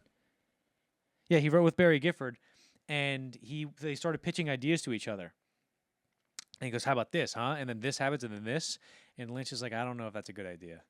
And then he goes, well, why don't you go, David? And he goes, okay. And he goes, well, what about this? And then this happens, and then maybe this. And he goes, I don't think that's good either. So neither of them like the ideas. So they're kind of stumped. And then Lynch goes, well, I remember our last day filming Fire Walk with Me. I remember I was in the car with Mary Sweeney, and I got this idea of this couple getting videotapes in the mail, and as they got more videotapes, the camera went more into their house and into their bedroom, And they were like, that's pretty good. And they went with that idea. And he was also inspired. This is also during the OJ trial. And he became sort of obsessed and enamored with the idea of somebody who murdered. He believed that OJ just murdered the shit out of his wife, as I guess most people do. And he goes, I was astounded by how somebody can murder their wife and then like sort of like their mind doesn't let them accept that it happened. And that was sort of the whole thing with Fred. I think Fred is Bill Pullman's character in Lost Highways. Like that was the seed for that kind of thematic aspect of Lost Highway. Now, this is okay. So Lynch, for half research of this movie and just like half curiosity, he asked like some detectives, like, "Hey, can I come in and just look at some murder photos?" And they were like, "Okay, fine." And he goes, "I go in there and there's a Detective Williams and another fella and this other guy named John St. John." And I go in there and they show me about 500 photos of murder photos, and I go, "Okay, that's good." And then I started talking with John St. John more. I became friends with him. And we ended up having some more meetings. And I remember I was at dinner with him once at one meeting, and he shows me this picture. He takes out a folder and slides a picture out of the folder, and it's a super clear and crisp, original photo, an original negative of the body of the Black Dahlia murder. Have you heard of the Black Dahlia murder? No. That's like a famous Hollywood murder thing. It's like that's never been solved. It's like sort of been portrayed ad nauseum of like in Hollywood, and I think her name was Elizabeth Short. She just turned up on in Dead in L.A. once. I don't know exactly much. I know like a periphery details. I don't know really much about it, but and he shows me a picture of that woman's body, and he goes, "David, do you notice anything about this photo?" And he goes, "I look at it for 10 minutes. I'm like, her wrists, like her what maybe her her hair, and I'm like, I don't know. It's just her laying in the grass." And he goes, "Okay," and he takes the photo, and he wouldn't tell me what like I was supposed to see, because John St. John, the original detective who was on that case, died, and then John St. John got it, and he became obsessed with it, and then a year later, John St. John dies, and Lynch later found out. He goes, "Wait a minute, that picture of the body was taken at night, and the body wasn't discovered until a mom and her daughter saw it that morning. So who took that picture at night of the body and then just left?" And then it turns out John St. John got that picture because some woman her husband was a photographer and he died. And she found that picture and goes, "That's the Black Dahlia murder that she's seen in all the newspapers, but it was a different angle and it was like a clear original photo." Yeah. Or no, it wasn't in the newspaper. She recognized the body, but it wasn't the same picture in the newspapers because the one in the newspapers were during the day. Yeah, so she goes, so she sent it to John St. John, and he goes, "Hey, maybe this will help with your case." Not realizing that she just implicated her husband in a murder, maybe. Yeah. Or maybe that he just saw it and didn't say anything. Like we don't know what happened. So that just kind of added to the mystery. And that was just something David Lynch stumbled into. But then, so the photographer died, you said? He was dead, yeah. He died, and she was going through his stuff. Did I mention that? Yeah. So I thought that was very interesting. Also, this is sort of a spooky time in David Lynch's life, dude, because another inspiration for the idea of Lost Highway is that he was in his house once, and on the intercom, he just hears, "David?" And he goes, "Yeah?" And they go, "Dick Laurent is dead." And he goes, "What?" And there's no response. He runs to the front of his house to go see who's there. There was nobody there. And so he was like, "I don't know. I swear that's a true story. I don't know what happened. My neighbor's name is David. So maybe he thought he was talking to that David. I don't know. I never asked him about it. But then he just put that in the movie. Who is real life Dick Laurent? I'm throwing my arms up. I don't know. Filming began in November 1995 with Bill Pullman, Patricia Arquette, Balthazar Getty, Richard Pryor, Robert Blake, and Robert Loggia in the main cast. So Loggia was up for the Frank Booth role in Blue Velvet, and he wasn't really on good terms with Lynch after that, because what happened was he knew he was sort of up for the role, but he also knew that Dennis Hopper was probably going to get it. But what they did, they were auditioning people to play Dorothy or Dolores, whatever Isabella Rossellini's name in Blue Velvet is, I forget. So they were auditioning girls for that role, and what is a common practice is you ask actors who are sort of up for the role but maybe not really up for it to come in and act with the person who's actually auditioning. And so they had one with for Jeffrey, and they had one with for Frank Booth, which was Robert Loggia. And so he comes in and thinks he's just going to say a couple lines just for, as a favor. He's like, yeah, I'll come in and do it. But David Lynch like starts rehearsing with them, because David Lynch after this learned, he's like, I don't like rehearsing because, I don't like auditioning, like doing reads and auditioning during auditioning, because if I'll start rehearsing with them. And then once I start rehearsing with them, I feel like I want to make them like, it kind of gets their hopes up. It's not right to do. So, Robert Loggia comes in and he starts basically rehearsing the scene with them. Like, why don't you do that when he steps in, and then you can move your arm like this. And they did it for like a long time, and like they did it until they had to leave. Like the place closed, and they're like, "You guys are gonna get out of here." Mm-hmm. And then David was like, "So sorry, I still can't give you the part. Like it's up for." He goes, "Well, why'd you make me stay all night?" Like he kind of got pissed at him. Mm-hmm. And then Bill Pullman was filming Independence Day with Robert Loggia, and he gave him the script for Lost Highway, the most opposite script you can possibly have on the set of Independence Day. Yeah. And he goes, "Hey, you should read this. You might be able to play the Mr. Eddie character." And he's like, "Oh, I don't know if David Lynch would want to." I kind of got really mad at him, and David Lynch said that him being so mad at me is probably why I thought of him for the role in the first place. So then he ended up getting it, and he did great. There was that scene where he's the tailgating scene when he's like, "It's 45 miles an hour, you fucking asshole." Yeah, that's so good. That's so fun. Robert Blake, who played the mystery man, because obviously this movie is that Fred killed his wife, Patricia Arquette. She's not named that in the movie. I think she's named Renee in the movie. Robert Blake in 2001 was charged with murdering his wife, and then he was acquitted. It turns out he didn't do it. Oh wow, that's crazy. Robert Blake was also friends with Natalie Wood. Do you remember Natalie Wood? Mm-hmm. I talked about her in the Scorsese podcast, where she went on a boat with, I think, her husband, and I forget who else. He was a musician or something. And Christopher. I think Christopher Walken was on the boat too. Yeah. They went. She went on a boat, and they came back and they're like, yeah, she drowned. It was really weird, and like nobody got in trouble for it. And there was like sort of some. It's like a classic Hollywood suspicious conspiracy type rumor. And Robert Blake was like, I knew Natalie. She hated the water. There's no way she would have gotten on that boat. Those sons of bitches killed her. Robert Blake said it? Mm-hmm. Dang. And Robert Blake wrote a book, like a biography, and somebody asked Lynch, like, I read his biography, and I was disappointed that he didn't have a chapter or a mention of Lost Highway in there.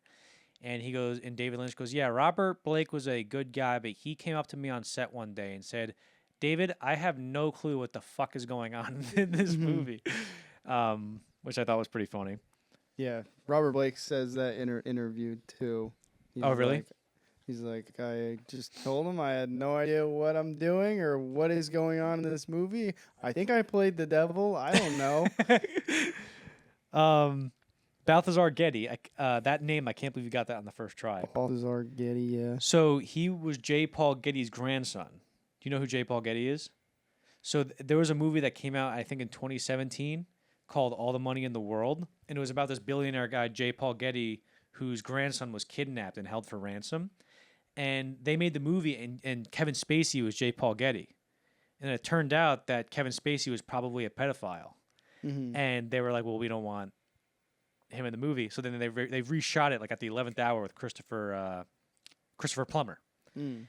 And he was in the movie. I went to see that movie in the theater, by the way, and I can't tell you a goddamn thing that happens because there was a whole family row behind me that wouldn't shut the fuck up, dude. It was insane. The guy in front of me literally turned around and went, "Shut up! What is wrong with you people?" Yeah. 2 seconds later. So anyway, it was. I would have.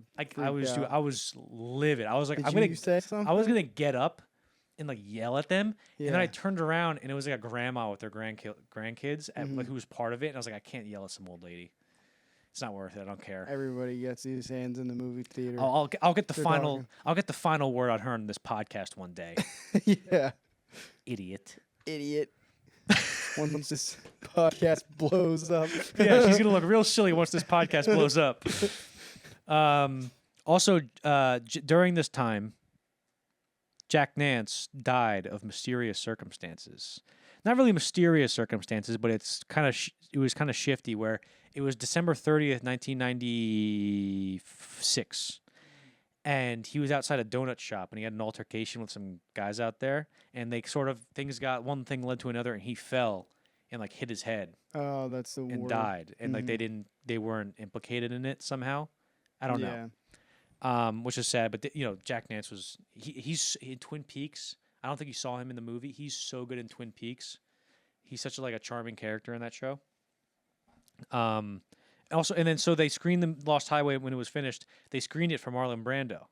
Marlon Brando, he had a whole theater to himself. He's like, just make sure I have the entire theater. And he goes, okay. He goes, I'll bring my own food. And he goes, all right, I didn't know you need food. And so he comes. Marlon Brando walks in with like a sack.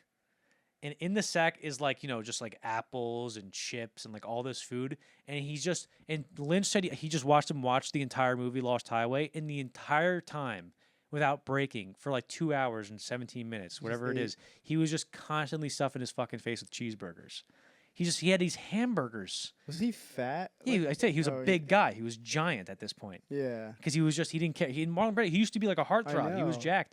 And the whole time in the movie, he was just slamming hamburgers. Wow. Which is funny. Which is actually fun to say. Slamming hamburgers. Slamming Sounds like a good hamburgers. comedy movie. Slamming hamburgers? Yeah. Yeah. Um. Sounds like a good restaurant chain or something. Yeah. Anyway, I forgot the rest of that story. So I forgot to tell the rest of the story. So the movie ends, and Marlon Brando's still eating somehow. It's just like a never ending. It's like Santa's sack. It just never ends. And he goes, David, it's a damn fine film, but it won't make a nickel. And it turns out he was right. It bombed. I mean, kind of. I'd like to see more of this Marlon Brando character. He seems so.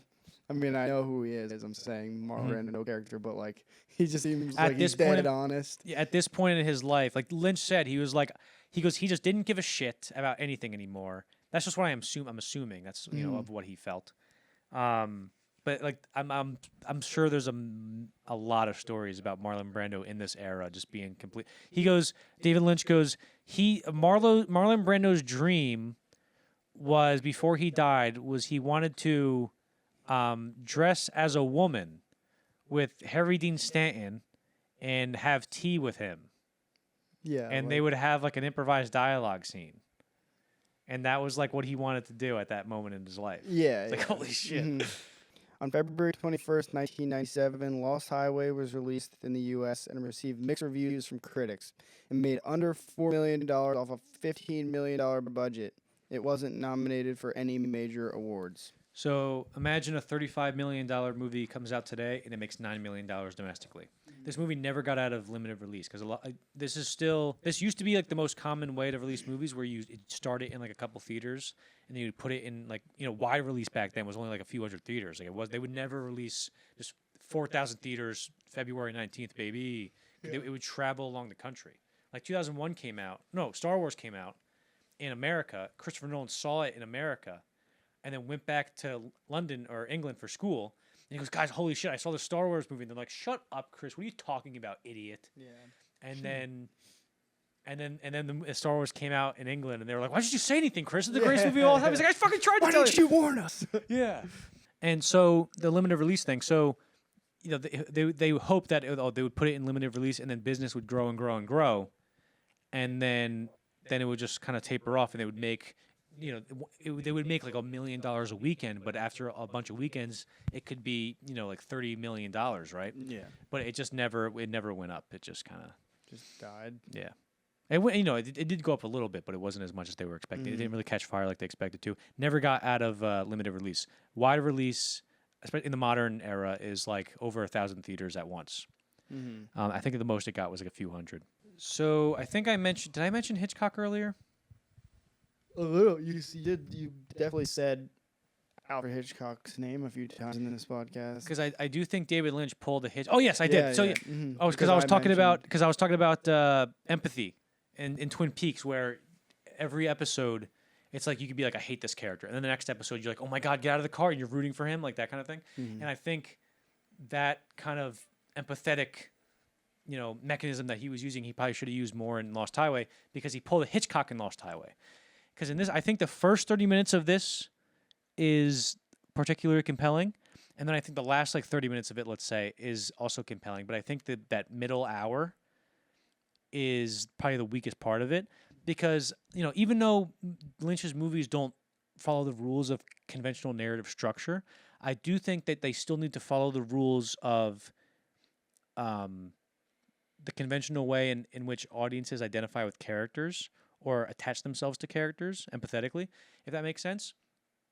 So, with Hitchcock, right? What he does famously in the movie Psycho is I think it's 40 minutes through the movie, maybe an hour in. You're following Janet Leigh. She steals money from her boss and goes on the run, right? And she stays in this hotel. There's a weird guy there, and then she gets the sense that his mom is really weird. Spoilers for Psycho, by the way. 60 years old. And then she's in the shower, and in the middle of the movie, it's a famous scene. Dun, dun, dun, dun. And she gets killed. The mother kills her, or what we think is the mother kills her. And so now the audience is so shocked and lost, oh my God, who do we follow now? The protagonist is dead. There's an hour left. What do you mean? And so the audience there's a very fine window of the audience going, hey, give me somebody to root for. I'm out of here, right? And Hitchcock being an absolute genius, and I think people forget that because he sort of made popcorn movies, but just being a total technical master, goes, okay, what we're going to do is Norman Bates walks in, and he goes, oh my God, and we're getting the sense that his mom killed her. And so now he decides, what do I do? He's going to cover up for the mom, and you're like, holy shit, right? But you were just with Janet Leigh the whole movie. And then he's cleaning up, and he does it very, patiently or whatever. But then he goes to get rid of her car, right? And he pushes it in the lake out back, and the car's going in. And then you're watching it, you go, okay, the car's going, he's getting rid of the car. And then the car stops, it's not going to go in, it's going to be stuck there. And all of a sudden you go, and in that moment, you're with Norman Bates now. He's the new protagonist. Your empathy is attached to him. Yeah. And then the car goes in. And then you're like, okay, it's fine. But that's the car stopping in that moment is Hitchcock literally going, I got you, motherfuckers. You're still in the movie. It's genius, right? Lynch, I think, does not do that with Pete, played by Balthazar Getty, quick enough in this movie, right? Because I know it's it's abstract art and stuff like that, but I still think we need to follow a character in that way. And all we get, because we're following Bill Pullman, Fred, and we're like, did he kill his wife? What happened? And then all of a sudden we switch to Pete, and we never really get to empathize with him in a particularly dangerous situation until he starts sleeping with the Patricia Arquette's double character. I think her name is Alice. I don't know which one is which. Alice is either, I think Renee is Fred Pullman, Fred's Alice wife, is the blonde and then one, Alice is the blonde one, right? And then he gets in a bit of danger with Mr. Eddie, and that's when the audience starts to attach a sense of empathy with him, at least in my case. But that whole chunk of the half hour before that, where you're just following him around, and his girlfriend is like, "What the hell, Pete? You're not the same. What happened?" All you have is just the mystery of what happened that night, but there's nothing for us to root for him in a certain extent. So I think he could have been more successful in that sense. Does that make sense? Yeah. It's also just sort of confusing how they just kind of switch places, and that's never is it, I don't know. I guess we can get into that. Go for it. A little bit. What do you think that is? That they just randomly switch places? Do you think that that's meant to be supernatural? They are just two entangled people who switch? So this is Lynch in his 4 Twin Peaks, and then his 3 last feature films, or not including Straight Story. So Lost Highway, Mulholland Drive, and Inland Empire. All of a sudden, he just got super obsessed with doubles and doppelgangers and switching characters and having actors play different characters and switching identities. It was all 3 of those movies. It's all over it, right? Yeah. Let me get to that. So, and then I'll let you talk because I know. I've been rambling this whole time. Who cares? So, there's a certain idea that I don't know if they say it in the movie, but they say evil only comes when beckoned. right? And I remember watching this for the first time, and my dad was like, I think the mystery man was the devil, Robert Blake. I think he was the devil. Yeah, that's So I watched it again with this context, and there's a line where it's the great scene where he goes, call your house, and the mystery man's standing right in front of him, and the mystery man answers the phone, and he goes, give the phone back to me, right? That whole sequence, and he goes, that's freaky as hell, man.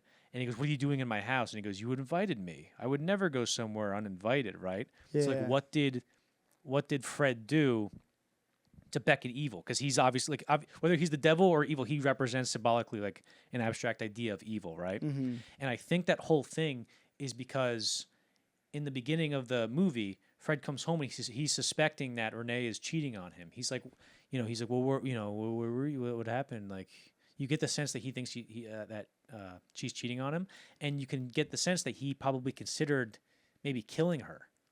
Oh, so And in this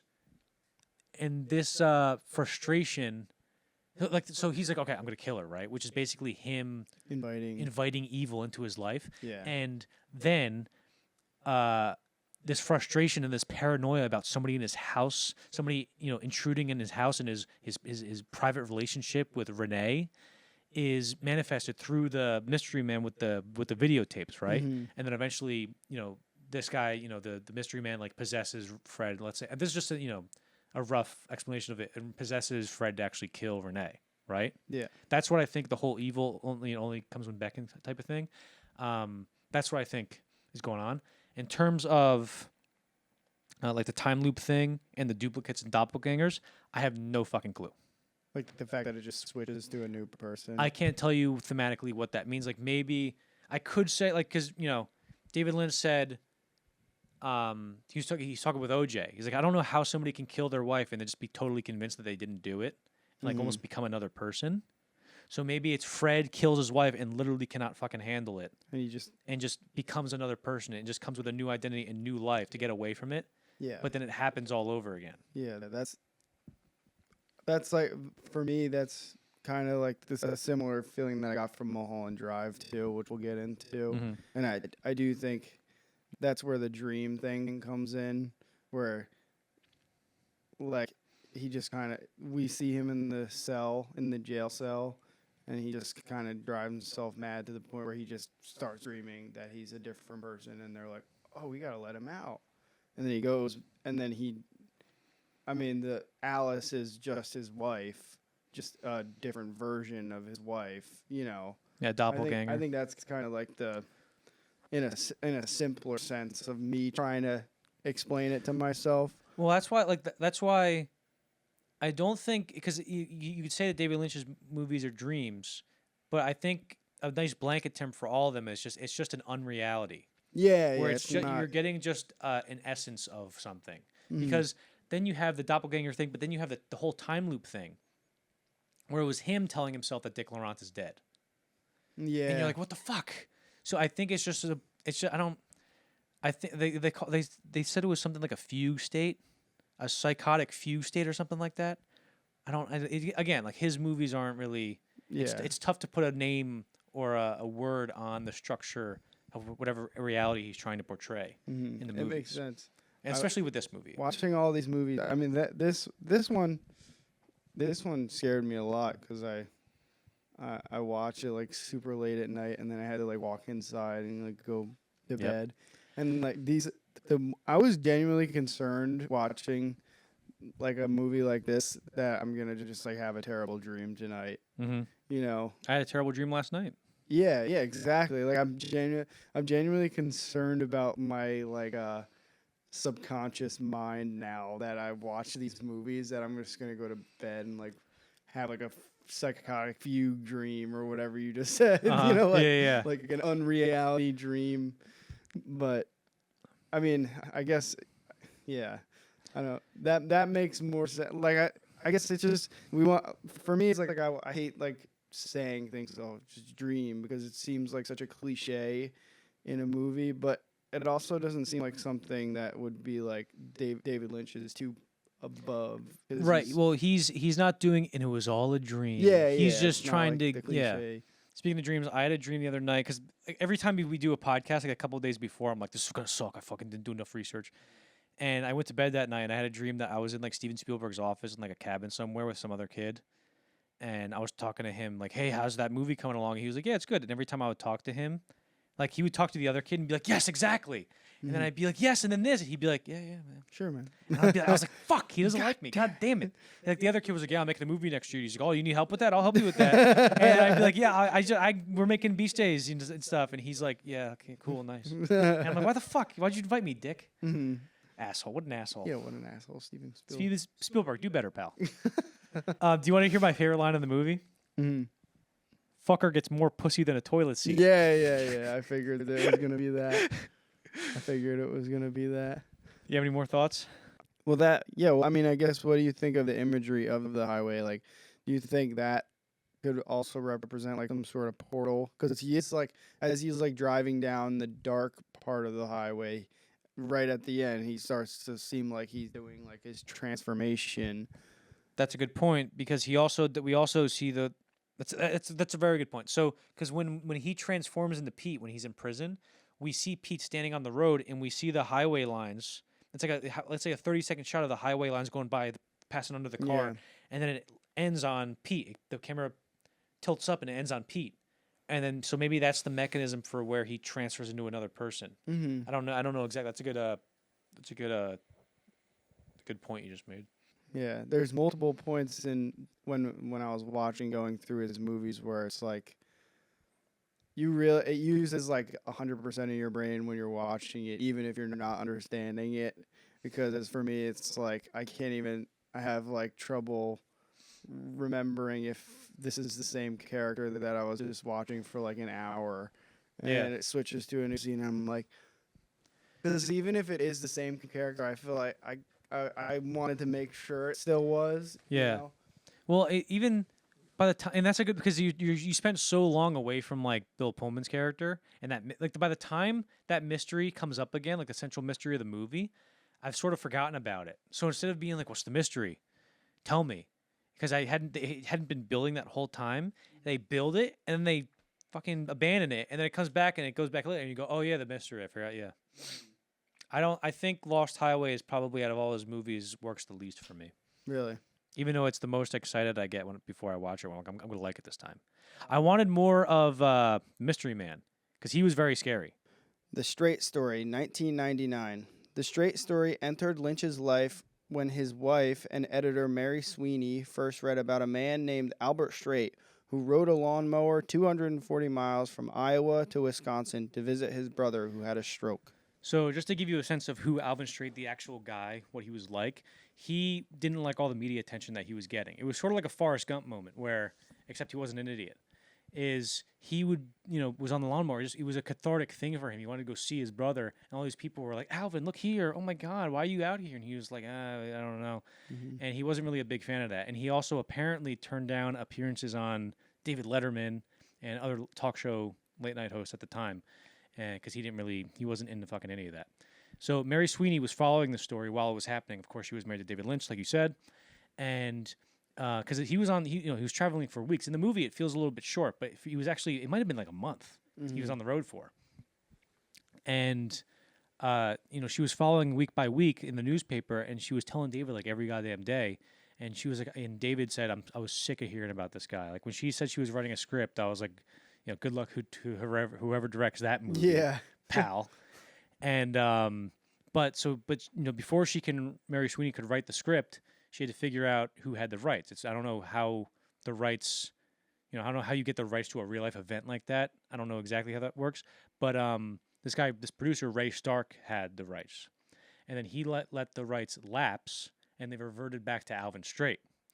And then Alvin Straight died in I think 96 maybe. And the rights reverted back to his heirs. And then Mary Sweeney contacted them and got the rights to write the script. She wrote the script with John Roach, who was her childhood friend. She, talked to David Lynch about maybe directing it after she's like, oh, I'm writing the script. Maybe you want to direct it? He's like, not my cup of tea. I don't really want to. Thanks, but no thanks. I'll see you at home later, honey. Yeah. And then in June 1998, David Lynch read the script for the first time. and said, "By golly, you got me," and he wanted to make it. Nice. I was being born, and David Lynch was reading the story. Damn, to you the were born in straight June story. 1998. Yeah. Damn, you're really old. Thanks, dude. Yeah. Filming began in September 1998 on a $10 million budget with Richard Farnsworth and Sissy Spacek in the main cast. So some backstory for Richard Farnsworth. He got into acting because there was a casting call for like 500 Mongolian extra or 500 extras to play Mongolians, not people who they weren't looking for people who were Mongolians. And then after that, he got his first speaking role in a movie, and then he just became an actor. And I think he was nominated for an Oscar for a movie called Comes a Horseman, or was it? Yeah, Comes a Horseman. In I think it was 1979. I think, and he retired from acting in 1997. So he was like, "I'm done." And then a week later, like, "We got a script for you." And he's like, "I haven't heard Richard Farnsworth. I haven't heard that name in years." Yeah. And then he read the script and was like, "All right, I'll return for this. This will be the last one." Looks like we're getting the gang back together. Yes. And there's not really a lot of I couldn't find a lot of production stories about this because it just seemed like it was a pretty straightforward, straight story production. You know what I mean?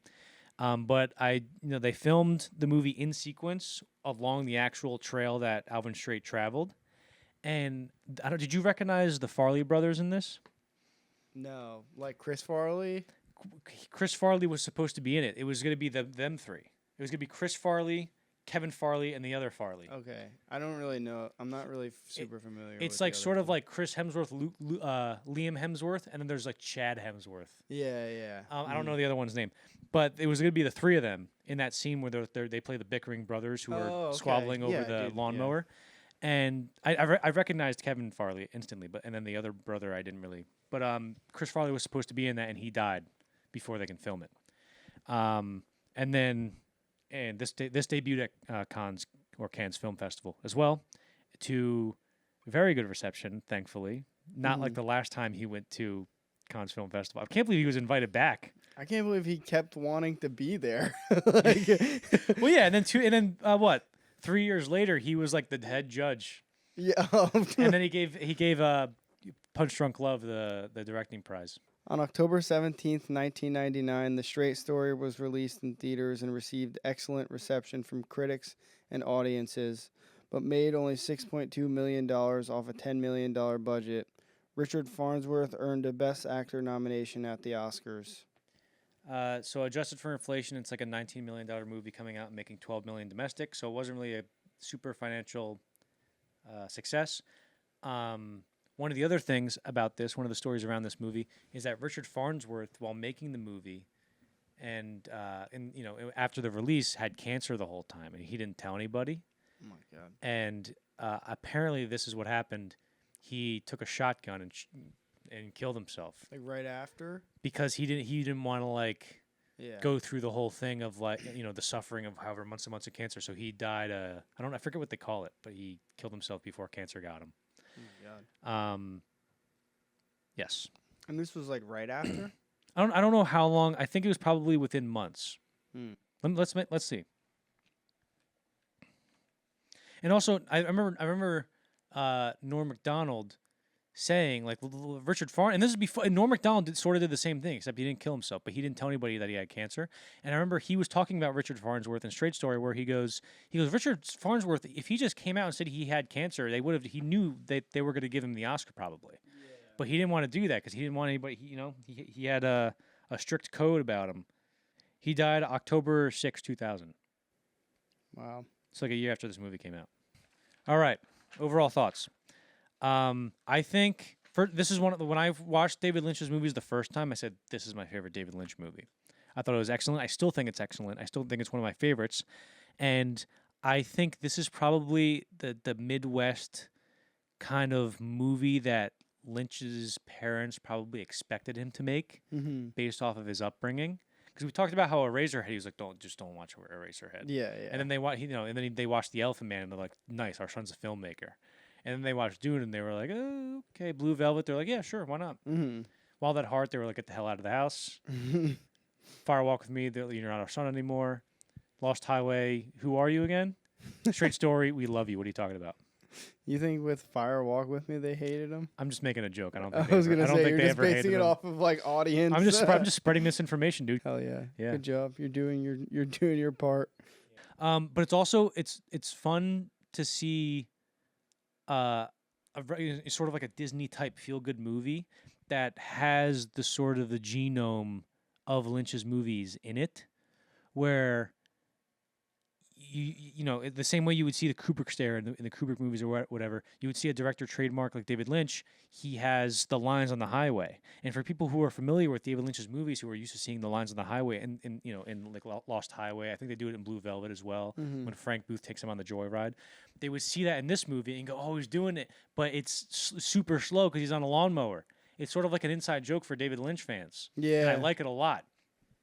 There's another trademark sort of where they're out in the Midwest. They're in the middle of fucking nowhere, and you'd expect there's nothing but bugs as the ambient noise. But then all of a sudden they show one shot and you hear, and then Alvin and his daughter Rose, played by Sissy Spacek, are sitting on the lawn looking up at the stars. And he goes, "You hear that grain elevator, Rose?" And that's what the rumbling is in the distance. Like he still has that churn of industry in the background. Yeah. And there's one more thing, and also the way in the opening shot, right? Usually in a Disney movie, they might just show the guy already fell, right? Or they might just show him fall in like a traditional whoever else would direct the scene. But what Lynch does is he starts out on this lady coming out and getting cookies for herself or whatever she does, and she's tanning, and then the camera just takes it forever and creeps in, and it's this really ominous thing. Yeah. And then all of a sudden it focuses on the window and you just hear somebody fall. It's like a very You really don't know if it's just like falling or what it is. exactly, and it builds up this kind of not mystery, but it builds up. It sort of is ominous in the way that you're creeping up on Alvin the same way that his old age is in a way, which I thought was very interesting. So those three things are like there's three examples of somebody who knows David Lynch, who has never seen this movie before and doesn't know that he directed it, can watch this and go, "Wait, is this this isn't directed by David Lynch? What? No way!" Mm-hmm. If you're familiar with him, you know what I mean. And I also feel like there's a thing that he likes to do where, he does it in a few movies. Like I feel like he did it in Mulholland Drive, where it starts out like super happy sounding, and then like what you said, it does the like something happens in the house, but we don't really know. And there's like ominous music playing, but it starts you off like uplifting mood, ominous. Yeah, the stars and everything. And also the stars is another thing because, it might be a coincidence, but obviously Elephant Man and this are my two favorite David Lynch movies, but they're also the ones where the first shots and last shots of both of them are the stars. Because in Elephant Man, it starts on the stars. You have that weird, crazy sequence of him being born and like the elephant and the mom getting knocked over by the elephant. And then at the end, after he dies, his mom's like, "We never die." And then it just ends on the stars. And it's the same thing. It starts on the stars, and then you have the opening credits, which look like they're from Star Wars because they're blue text with the stars. And then at the end, he does a similar thing he did with Elephant Man, where he sort of pans up or tilts up to the sky, and we're in space. And this, he finally finds Lyle, and he sort of lets out a gasp or like a sigh, and he goes, like that, and he tilts up into the stars, and the movie ends. Yeah. It's very interesting to me how he sort of did the same things. Like, he uses the stars in his two most earnest movies. There might be a connection between that. I also think this feels like Alvin is the supporting character, or like the inciting incident character, in a bunch of other people's or protagonists' short stories. And that makes sense. He's just the guy who's there to be like, "Hey, here's the advice you need. I'm out of here." Yeah. So if you look at this movie through their perspective, all these characters feel like they're the protagonists in their own short stories. Like the deer woman, where she's like, I just want to stop hitting these deer. Like, I love deer. It's the 13th one this week or something. Yeah, this month, whatever. This month. The pregnant girl. She's like, "Oh, I don't know." I can imagine all these characters that he runs into as protagonists in their own short stories. I think they're interesting as well. It gives it a nice feel to the narrative. Wait, was the pregnant girl the one who was like on the run, where they that she gives her like a? He gives the butter. He goes bundle of sticks together is strong. Oh, okay. I didn't. Caesar from Planet of the Apes stole that. What, the He bundle? saw the straight story. It's not going to use that when they make a movie about me. But what were you saying? You didn't know what? I wasn't sure. I didn't know that she was pregnant, I guess. They never say that she's pregnant, but he just goes, "How far along are you?" Oh. That's sort of like, how far Yeah. along are you in the journey, or How far along pregnant are, yeah. And she says, like, my parents would, that's why I ran away. Sort of. Oh, 5 months. Oh, okay, yeah. They never explicitly say it, which is good. Mulholland Drive, 2001.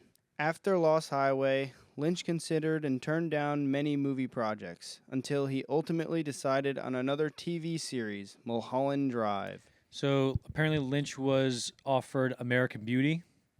He was offered Motherless Brooklyn, which was made into a movie by Ed Norton in, I believe, 2019. Edward Norton directed it. And he was also offered the American remake of The Ring, in which he declined, and also Naomi Watts ended up starring in.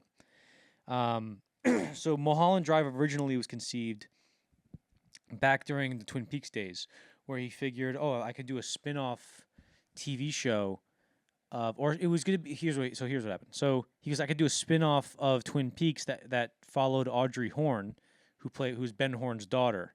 Audrey Horne was also cut out of, she was written out of Twin Peaks Fire Walk with Me.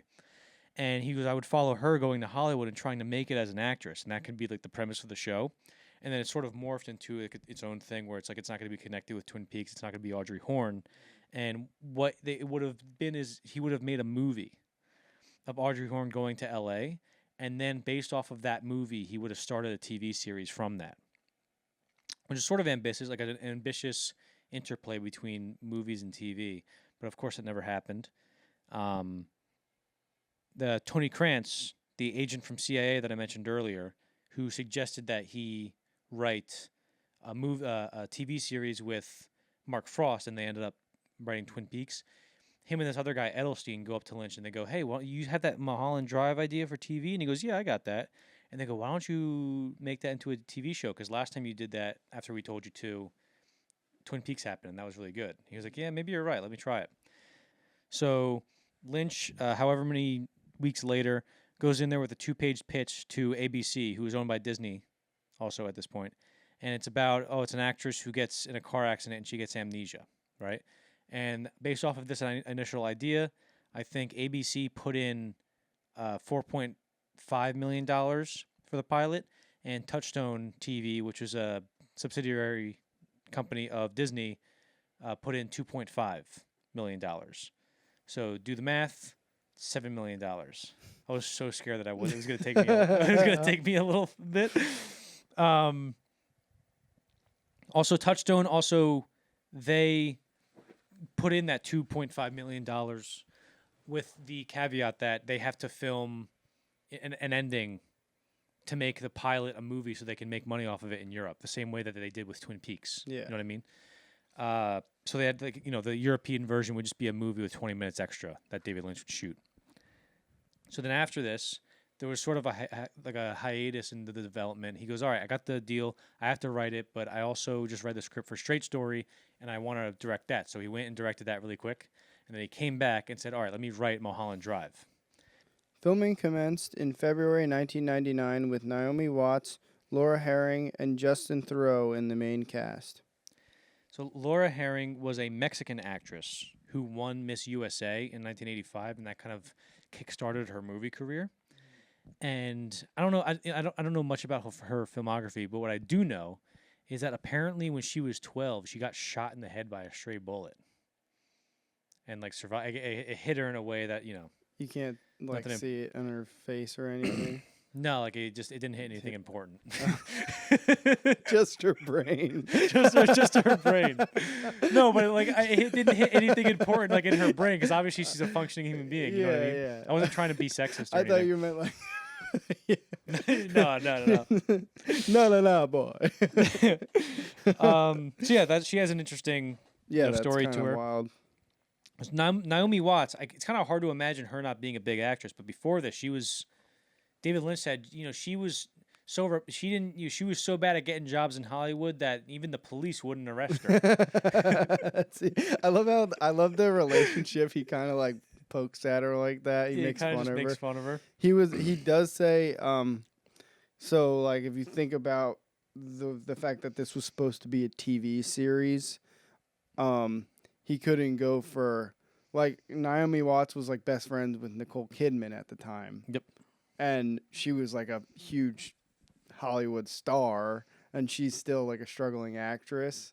So he said the fact that it's like a TV show, or it was supposed to be a TV show, he can't pull from like the big stars because they have to like think like maybe they have to sign on for a few years or something, so they have to pull from a different pool. Mm-hmm. So that's why they end up with this cast, which obviously ends up becoming, you know. I mean, yeah, Justin Theroux and Naomi Watts got big after that. Mhm. I don't know how big Justin Theroux. We'll get to him. I don't know how big of a movie star he was at this point. I don't know if he was ever a movie star, but like everybody sort of knows who he is. Yeah. Also about Laura Herring, when she got a meeting with David Lynch, because he was like, "Oh, I saw her picture. I want to meet her. Maybe she'll be." Because he would never audition people. Like his version of it, because he didn't want to rehearse and get people's hopes up, right? Because he would always want to rehearse when he's auditioning, and so he would just bring somebody in off like a photo, and then he would just talk to them and decide if they were good or not. That's why there's a lot of people who aren't actors in his movies. Yeah. So Laura Herring is on her way over to Lynch's like apartment, let's say, or his house, and she gets in like a car accident. Not like a serious one, but she's like, oh shit, you know. And then she exchanges insurance information, and then flips the guy off, and then goes to David Lynch's house. And Joanna Ray opens the door, the casting director, and she goes like, "I'm sorry, I'm late. I got in a car accident on the way here." And she goes, "Do you know what happens in the script?" And she goes, "No." And she goes, "You're the character you're up for. Like gets in a car accident. You should tell so David that when yeah. you get in there." And so she walks in. David doesn't know she got in a car accident, and so she goes, "Hello, Mr. Lynch," and he turns around and just looks at her and goes, "Good, nice." I mean, But yeah, so Naomi Watts, she, she didn't get. She was auditioning for 10 years, and she didn't get any. She wasn't getting any that's work. nuts. And I'm sure she got some work, but she wasn't getting any Yeah. traction or any momentum. So she flies to L.A. They're like, "David Lynch wants to meet you," and she's like, "Oh, "What?" Like out of nowhere. And she gets there, and David Lynch was in an interview with her, and she goes, he goes, when I finally met Naomi, she did not look like the picture that I fell in love with. And she goes, "Oh, he was so disappointed." He goes, No, I wasn't disappointed. I was devastated. Yeah, I couldn't tell. Is that him messing with her? Or is that Of course, just- definitely. Yeah. Like he's not. Yeah, I don't think he was. He would never just like, yeah. If he was devastated, he probably wouldn't have Yeah, cast that's her. true. So they filmed the pilot. Mary Sweeney and David Lynch edit it. It's supposed to be an hour, because pilots are an hour long usually for TV shows, and the first rough cut of it, I guess, is like 2 hours and 5 minutes. And the studio goes, "Hey, you got to make it 88 minutes," and David Lynch goes, "No." And Tony Krantz is like, "David, will you just cut it down to 88 minutes? Like, come on, man." And Krantz had to like get honest with him, like, "Listen, this is not that good, David. It's slow. It's sort of meandering. You got to cut it down to 88 minutes. It was supposed to be an hour." And this is where David Lynch's relationship with Tony Krantz started to fray a little bit. And so David Lynch sort of was just like, "All right, they put the whole thing on hold. Like it kind of froze. It kind of got shelved for a little bit. Let's say like a year."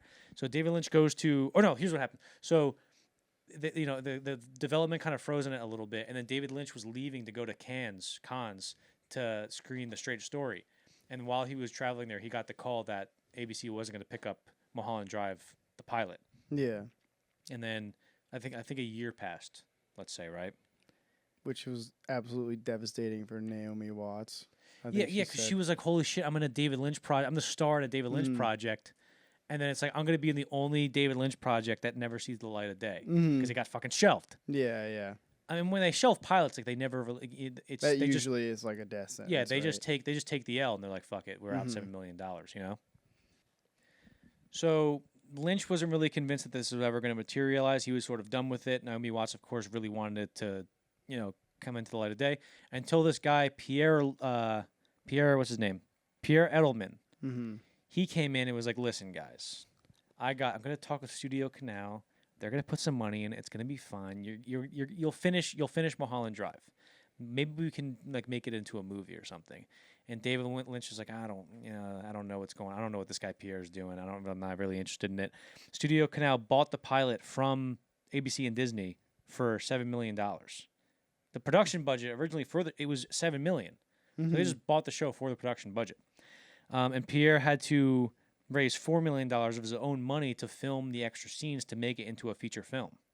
And they get this all, ready, and they're like, holy shit, we actually pulled this through. It's starting to look like production's going to ramp up again. And they go, David, all right, let's do it. You want to do it? And he goes, no. And they're like, why? And he goes, the sets aren't built. Like, it's going to take forever. Like, I'm kind of over it. Like, it kind of died already. I already mourned for it. Yeah. And they go, well, David, if you're filming, if you're going to be filming new scenes, you don't even need to use those sets that are taken down. And he goes, well, I guess you're right then. And then he agreed to do the movie. But he also said he had no ideas. He said they like greenlit it, and he was like, I had no ideas. Yeah, he goes, I had absolutely zero ideas of how to make this into a feature. But also, what also happened, that sort of helped Lynch convince him to do it, is Tony Krantz basically, sort of gerrymandered this whole like legal thing where if Lynch didn't make it into a feature, he was going to get Disney to sue Lynch. Like somebody was going to sue somebody in order to get Lynch to do it. Oh, like okay. Tony Krantz was basically going to sue somebody to get Lynch to make the thing.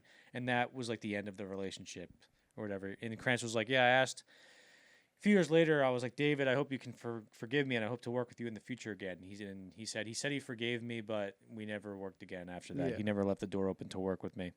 So David Lynch is like, what am I going to do? I don't know. I don't have any ideas for this. I need to get something down. And so he writes 18 pages of extra scenes to sort of, just freaking just jam 'em. sculpt this thing into a feature. And it included the character of Diane, who is sort of like at the center of the mystery, who's dead in the bed that they find. There's some sex scenes between Naomi Watts and Laura Herring, which we'll definitely get to in detail later. And then once they know it's going to be a movie, it's going to happen, David Lynch calls Naomi Watts and Laura Herring in, and he goes, listen, gals, great news. It's going to be a movie. Are you excited? You're going to do it? And they're like, yeah, hell yeah, we're do it. And he goes, okay, there will be nudity. And they're like, okay, fine. Yeah, like, he sort of like, Yeah, yeah. You guys on board for sure? You're 100% sign it right here, nudity. And then there was an additional 17 days of shooting. So if you look, they filmed, I think, where is it? So they filmed originally from February to March 1999, and then they filmed from the late September to middle October 2000 and the year 2000. Mm-hmm. On October 19th, 2001, Mulholland Drive was released in theaters and received excellent reviews from critics and made $20 million off a $15 million budget. Lynch was nominated for Best Director at the Oscars. Adjusted for inflation, $26 million movie, making $36 million domestically. Let's get into overall thoughts. Also, this probably did make a substantial amount of money in the long run because it's sort of a classic movie that everybody has continued to watch over the years. I think I mentioned when I was talking about Blue Velvet, that whole, not to freaking beat a dead horse and sound like a broken record, but the whole thing about this, this white picket suburban life and this the veneer of this optimism with something dark at the center of it. And he doesn't do like the Midwest suburban life, but instead he takes the same idea and the same logic and applies it to Hollywood, where Hollywood has this veneer of glitz and glamour and stars and, making the movies and stuff. But at the center, he's basically saying in this movie, also don't forget, Hollywood is a weirdly deranged and fucked up place at the same time, too. Yeah. Like, if you really get into how some of this stuff is done, like, it can get kind of weird and crazy. For sure.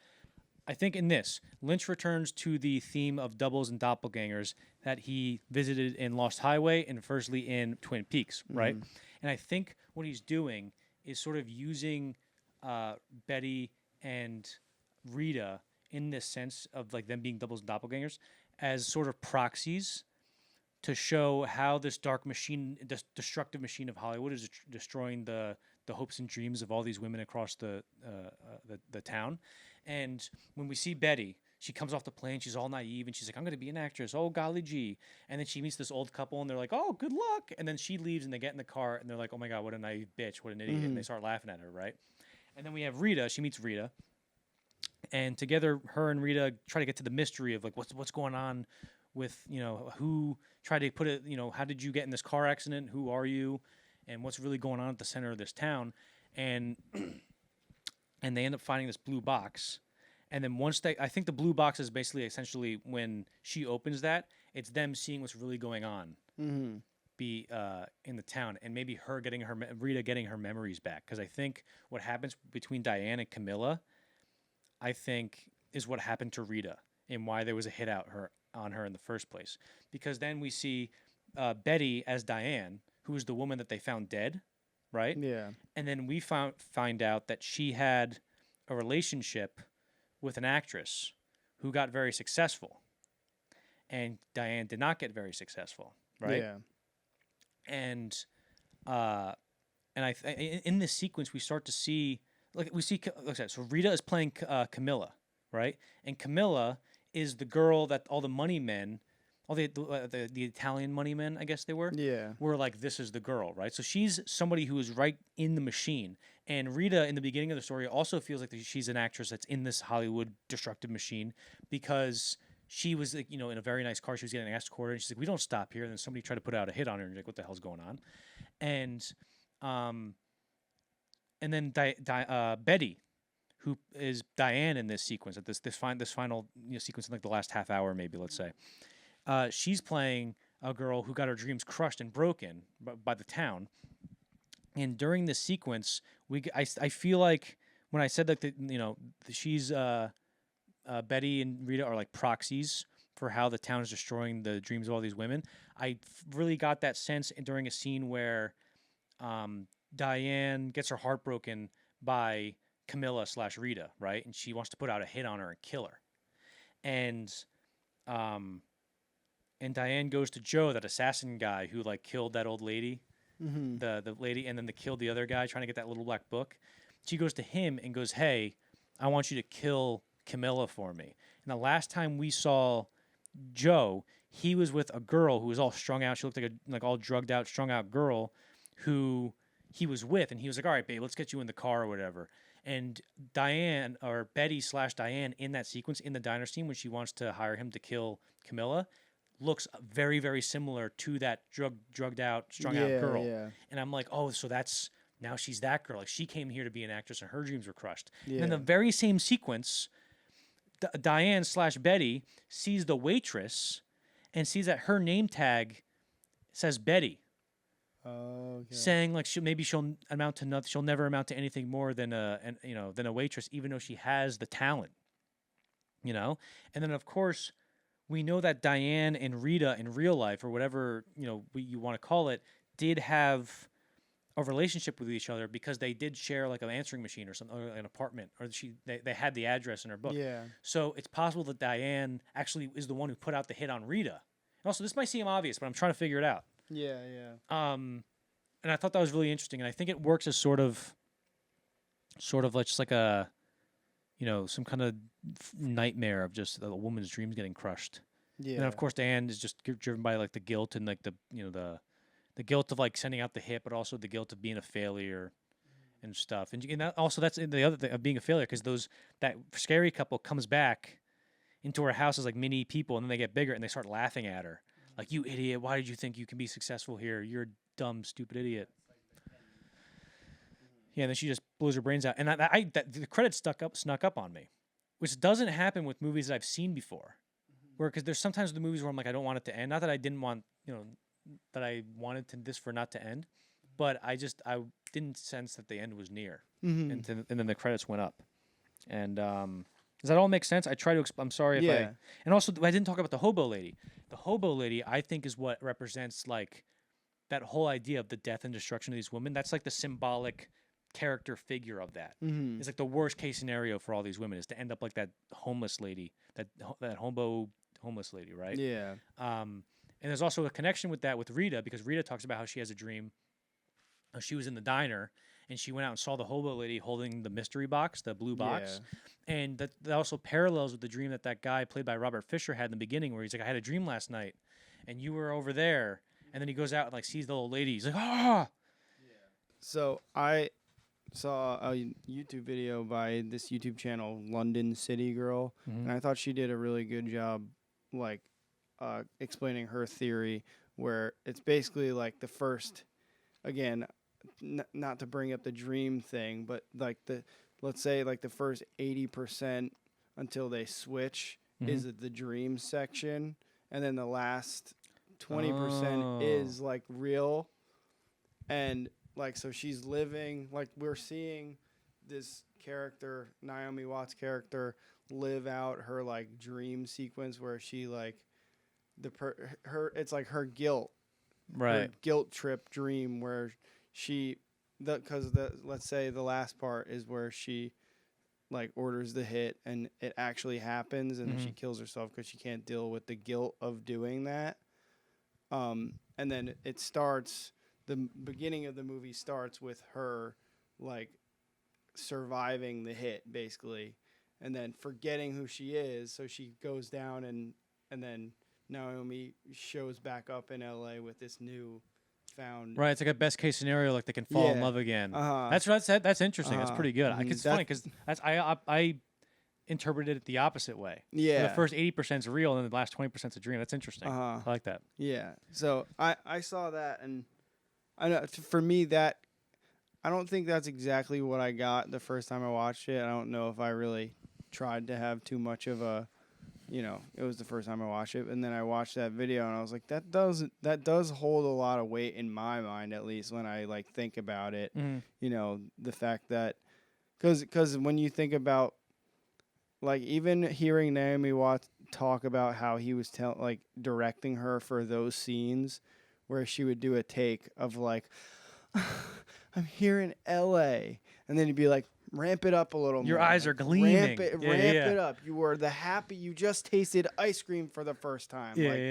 Like, that sounds like he's directing her in a way where it's like, this isn't real. Just act, Yeah. It's a good point. Yeah, right? Like I don't know. I just wanted to put it out there and try to get your thoughts on that, like what you thought about that, or what you think about it. Yeah, I can totally see that. Yeah, I like it. Because even just it's like Hollywood, the way everyone kind of thinks of it from an outside view, like there is like this mean old guy sitting behind the screen where you can't talk to him unless you have like the code, or like the glass screen. Right. Where there's like one guy who's really in control, and right, the guys operating the Hollywood machine are just untouchable. Also, that's played by Mike Anderson. The main guy, when they go into the room, he's the arm in the red room. Yeah. He later, I don't want to. I probably should bring this up, but maybe I'll cut it out. But he later, about David Lynch, because I think he might have had some mental stuff later in life. He's still alive, but he accused David Lynch of rape and incest and murder, I think, at one point. And then his agent after that was like, he will not be making any more public statements. Yeah. So, well, sorry, what were we talking about before that? Oh yeah, well, I wanted to also just I wanted to bring up the fact that the Italian like money guys were just so good and intimidating. Like the whole scene where they bring out the espresso, and he's like, and I love how he doesn't go. He like kind of just like lets it drip out. In like the most disgusting way. And like how bad it is because the other two guys are like, oh, I'm sorry, we got this is the best espresso we could get, and he's like, he just starts freaking out. And Justin Theroux's like, what the hell is going on here? Like he has no clue. Yeah. I liked. There's a lot of scenes like that. Like there's a lot of individual scenes where like that never comes up again. Like the whole murder when he goes, the guy Joe, like wants the black book, and he keeps trying to murder him, but it keeps spiraling out of control. And there's like more. It's almost like a hitman. Where you kill somebody, he goes, "Hey, what are you doing?" You just shoot them in the head and bring them in. Somebody sees you grabbing that body, you're like, "Fuck." That was funny. That's like a super funny thing. David Lynch is. I don't want to say under rated as a comedic director, but people forget the comedy in his movies. I do what something bit me. Yeah. He could have just went. Yeah, it's crazy. Yeah. He would have been fine. I do feel like you can now that I know that I didn't know it was supposed to be a TV show, So I saw it in the filmography, especially it was late. Like it was when I was doing the research for this, like right before I watched it, that I learned it was supposed to be a TV show because I saw on his IMDb it said Mulholland Drive TV movie, and it was 88 minutes long. I'm like, oh, he made this as a TV movie first, and then he made a remake as the thing. But then I found out later that he made it into the movie. I couldn't find the 88-minute cut of this. I couldn't find it anywhere. Probably just never was released anywhere. Yeah, probably just shelved forever. You can, but also I do think that you can tell, especially with the knowledge that it was supposed to be a TV show, because you could see like Justin Theroux. I feel like his character would have had a lot more. Yeah, That was basically setting up his character. Like he basically, that was a good premise for his character. Even the Joe guy, he's like, I need that little black book, and then he kills the guy for it, and then we never hear about it again. Yeah, like stuff like that. There was a lot of the cowboy. Yeah, cowboy, which is Monty Montgomery. Yes. Yeah. And because he goes, if you do good, you'll see me one more time. But if you do bad, you'll see me 2 more times. Mm-hmm. That was good. But you could see the threads of a TV show start to get woven. Yeah. And with that little black book kind of thing, that might have just been like David Lynch being like, this doesn't fit in anywhere else, but it's just too good to leave out. Exactly, yeah. There's no way I'm not putting this in there. Yeah, that's too good of a scene. That's too fun. I don't know. It's just funny. Yeah. The last thing I have to say about Mulholland Drive is that I'm really disappointed with the MPAA and their rating system. Because, on the thing it says, it's rated R, there's sex, violence, and stuff, but it does not mention the Billy Ray Cyrus jump scare. Yeah. In the middle of the movie. Yeah. I like how he's like the big guy when he fights Justin Theroux. Yeah. And then a bigger guy comes and he fucking punches him. Yeah. I thought that was funny. Mm-hmm. Yeah, I totally forgot about that. I've seen the movie and I forgot about it. Uh-huh. I got to experience it twice. Yeah. Fuck. Just, I don't know. Yeah, that was off guard because I'm just so used to seeing him in Hannah Montana. That's the only, exactly. So he's seeing him in bed with somebody. I'm like, what the fuck is Hannah Montana's this dad? Is Disney Channel. Inland Empire, 2006. After Mulholland Drive, Lynch took a step back from feature filmmaking to focus on creating his website, davidlynch.com, where visitors had access to photos, merchandise, and short films. So in the 1990s, Lynch talked about retroactively in the 1990s, somebody showed him Photoshop, and he goes, they showed me Photoshop, and they started duplicating these pictures like in real time, and it absolutely blew my mind. This is amazing what we can do, and that was sort of the inciting incident of him being introduced to the digital age, where he's like, oh my god, because he talked about in the early 2000s, like, digital is great, like, film, it's, it scratches, it speeds up, it gets overexposed, like whatever he goes, but with digital, it's just, everything's clean, you don't have to worry about any of that stuff. So he was very open to like where the technology of filmmaking was going. Yeah. But after Mulholland Drive, he sort of took a break from making movies for a little bit. He didn't like stop making films or like, and wasn't excited about making a feature. It's like he just kind of got other interests that, stretched his time in a way that made him Inland Empire like 5 years away. And he made a website. And he started making like art and putting shorts on the website. And he worked for like months on this.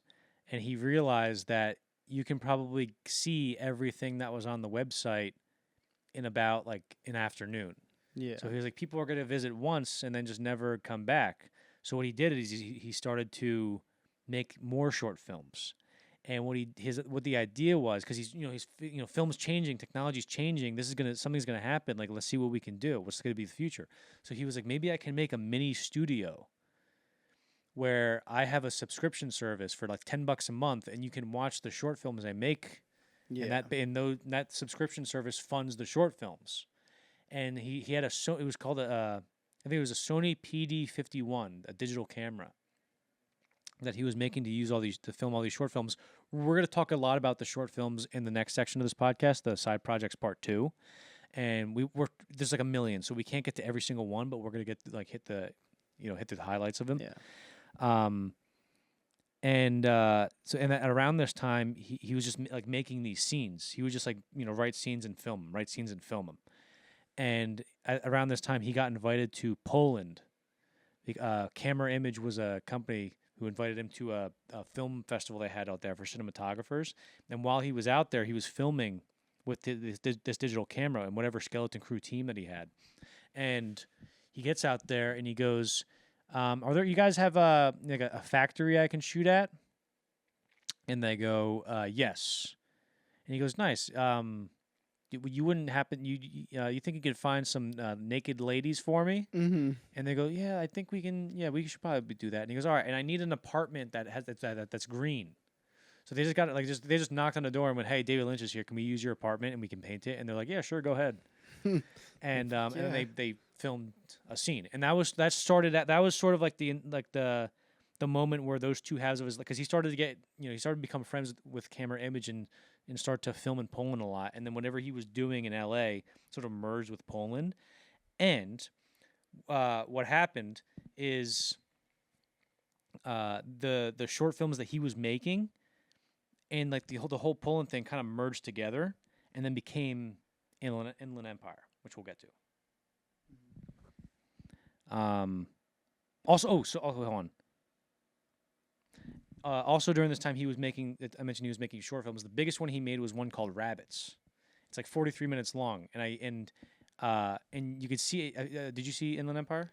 Yeah. Okay, so the Rabbit section in that movie, those are from the short film. Yeah. I'm pretty sure he didn't refilm it. I think he just took sections from the short film. He just weaved it in. It was the actor Scott Coffey, I think, Laura Herring, and Naomi Watts were in those bunny suits. Yeah, and they're filming, and Naomi Watts, it's all sticky and hot, and they're like, can't see. They can't see anything, and they're like, David, can't you just film somebody else? Like, does it have to be us? Can't you just film somebody else in these costumes? And he goes, no, it has to be you. And she's like, why can't we just do the voice later? It's us. And he's like, shut up. Filming did not have a scheduled start date because Lynch and his team had been filming scenes piece by piece. They just didn't know these scenes would make a feature film one day. So one day he was outside of his house and he saw Laura Dern, who he hadn't seen in like a few years, because I think she was with Billy Bob Thornton at this time. And he's like, Laura, what are you doing here? It's good to see you. And she goes, hey, I'm your new neighbor. And he goes, really? And he goes, we should do some projects together. And she's like, yeah, that'd be great. So he immediately just went home and started writing something. And the first thing he wrote was he wrote like 14 pages of dialogue. It was basically just a monologue. And he got Laura Dern and this skeleton crew of people that he had, and with the digital camera, and just filmed it. And it was just a woman talking about all the things that she went through and stuff like that with her therapist, right? They got a guy who was on the crew who's just be like, hey, put some glasses on, get a suit jacket on. He's the therapist. He doesn't have any lines. Just sit there and don't be an idiot. And they filmed that whole scene. They filmed it in 30-minute takes. They did like a couple takes. And after they filmed the scene, they filmed it in David's art studio as well. So after they filmed the scene, David's outside like smoking cigarettes, and his eyes are just bugging, like they're popping out of his head, like, oh my god. They're like, what, Dave? He goes, do you think this can be a movie? Do you think we can make a movie out of this? Because they were filming all these scenes, and he was like, maybe if I could film a scene that like ties all the scenes together, and we can make it a giant feature film. And that's sort of how Inland Empire as a movie got started. There was never a production start date. It was just they were had always been filming it. Yeah. Right? You know what I mean? So that was very interesting. And it sort of felt like it was probably so exciting for him, because what he did is he basically like started from scratch. He didn't like throw anybody away, but he said, let me just strip down back to the bare bones of filmmaking, have like a smaller, younger crew. Yeah, the crew instead was of like college kids, basically. Yeah, exactly. It was like guys our age. Awesome. Probably was awesome. Yes. And he was like, instead of having 10 or 12 people in a department, why don't we just have one or two? And really just see what we can do. Like this, the filmmaking is changing. Let's just see what we can get away with this new technology, which I thought was very interesting. So they were shooting sort of similar to how they were shooting Eraserhead. They were just kind of filming sporadically whenever. And David Lynch was like, there was no script, sort of. Like he would just come up with scenes like on the spot, like out of nowhere. And he would get a crew member to dictate them and type them down. But shooting once Jeremy Irons, who's is he a sir? Jeremy Irons? Probably. I I don't don't know. if he is, but obviously since they were like, oh, we have an actual actor now, like an outside actor who wasn't in the inner circle, then he was like, all right, we need a more consistent shooting schedule since they were actually paying him. And then once Jeremy Irons came on board, it actually was an actual film movie. Yeah. It's like the reason you go, as Harry Styles would say. And then at that point, Studio Canal invested $4 million into the movie. Also, the title for Inland Empire, he was talking with Laura Dern, and Laura Dern was like, yeah, my husband was from the Inland Empire. And he goes, whoa, say that again. She goes, my husband? He goes, no! What does that mean, though? Like, is her husband... Maybe Like I think they call the further west the further east you go into California, they call it the Inland Empire. Oh, It's okay. not by. Let me actually let's check because I might just be spreading misinformation here because I have no idea what Inland Empire means. I thought maybe it was referencing like something about Poland, like they call themselves the inland, because it's like there's a lot of Polish stuff in this. The Inland Empire is a metropolitan area in Southern California that includes the cities of Riverside and San Bernardino. Okay. While they were editing Inland Empire, the guy's name was Noriko Miyakawa. He came from Japan in 1991 to study film, and he ended up being Lynch's assistant editor on Inland Empire. And he goes, there was no script when we were editing. Like he drew a map. Like he had a map of the script. I don't know how that makes sense. Like I don't know what he meant by that. I can't picture it in my head when he says that. But like whatever they were doing here, David Lynch was trying to just see how fly by the seat of his pants he could do it. He's just reaching into the dark and seeing what he finds. Like, how can we do this in a different way? You know what I mean? How loosely can we get away with making this movie? Yeah. On September 6th, 2006, I definitely did that on the first try. That didn't take me a lot of tries to say. The Inland Empire movie premiered at the Venice Film Festival, and Lynch received a Career Golden Lion Award for his contributions to the art of cinema. Good on him. Nice. For this one? Just like it was a career award. This also did win like a best feature, digital film festival award, like the digital movies of the future, best digital movie kind of thing. Yeah. Because this is when digital filmmaking was relatively still new. On December 10th, 2006, Inland Empire was released in theaters and received positive reviews from critics and made over $4 million off a $3 million budget. So, do you know that? Did you ever find David Lynch's Oscar campaign for this movie? Yeah. Okay, so the cow. Yeah, so basically, David Lynch went into Hollywood on a corner street in Hollywood and sat there with a big sign that says "For your consideration," and he with a big cow next to him sitting on a chair, and there was also another sign that said, "Without cheese, Inland Empire wouldn't have been made." And he was basically campaigning, trying to get publicity for Laura Dern's performance to get her an Oscar nomination. In the end, it did not work. But I mean, it's funny to think about that because now that seems like relatively normal, but 2006 standards, Sort of ahead of his time, dude. that's like again like kind of creating like he already just created the subscription-based service with his stuff. Yeah. And then he goes ahead and does like a viral type of, YouTube video type of thing instead of just paying millions of dollars to, Now, if you see that on the internet, it's just another Tuesday. Yeah, exactly. Back then, like those guys were seeing David Lynch. The guys in the video who were like, "What is David Lynch doing? What is he doing with the cow?" He's like, "I can't believe it." And David Lynch talks about. He goes, "Yeah, it turns out some guys, drove by and they took a video of it, and it got really popular, and and I reached so many people." Yeah. Like he wasn't even recording it himself. He just exactly. Like, he was not documenting it himself. I think maybe a news crew went up to him and he was like, "I am campaigning for Lord," or maybe it was those two guys. Also, he directed. It's just a compilation of the deleted scenes from this movie. It's called More Things That Happened. It's an hour and 16 minutes long. That's just at that point, just like accepting the fact that the Inland Empire is literally just like whatever was happening and finding a way to weave it together.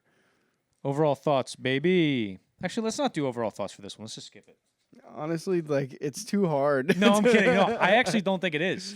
I hadn't seen this previously when I watched David Lynch's movies the first time, I didn't watch this because I was gonna, and I was like, yeah, I'll get to it later, and then I never did. Yeah. Why? Just because it's so long, or just because? No, because I was just like, that's maybe I was getting tired of his movies the first time I watched it because I was young and dumb. Yeah. But I actually really like this, and I was surprised of how clear of a picture I had of it painted in my head to a certain extent. Like, I didn't watch it and go, I don't know, I have no clue. Like, Justin Theroux and Laura Dern were like, yeah, I still have no idea what this movie's about.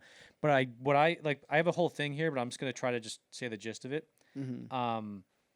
I think basically what this movie is about a girl. The lost girl is the girl who's crying. The Like Eastern watching Europe, TV? the Eastern European girl who's crying, watching the TV in the beginning. I'm going to call her the lost girl, right? I think this movie is the story of her watching a movie,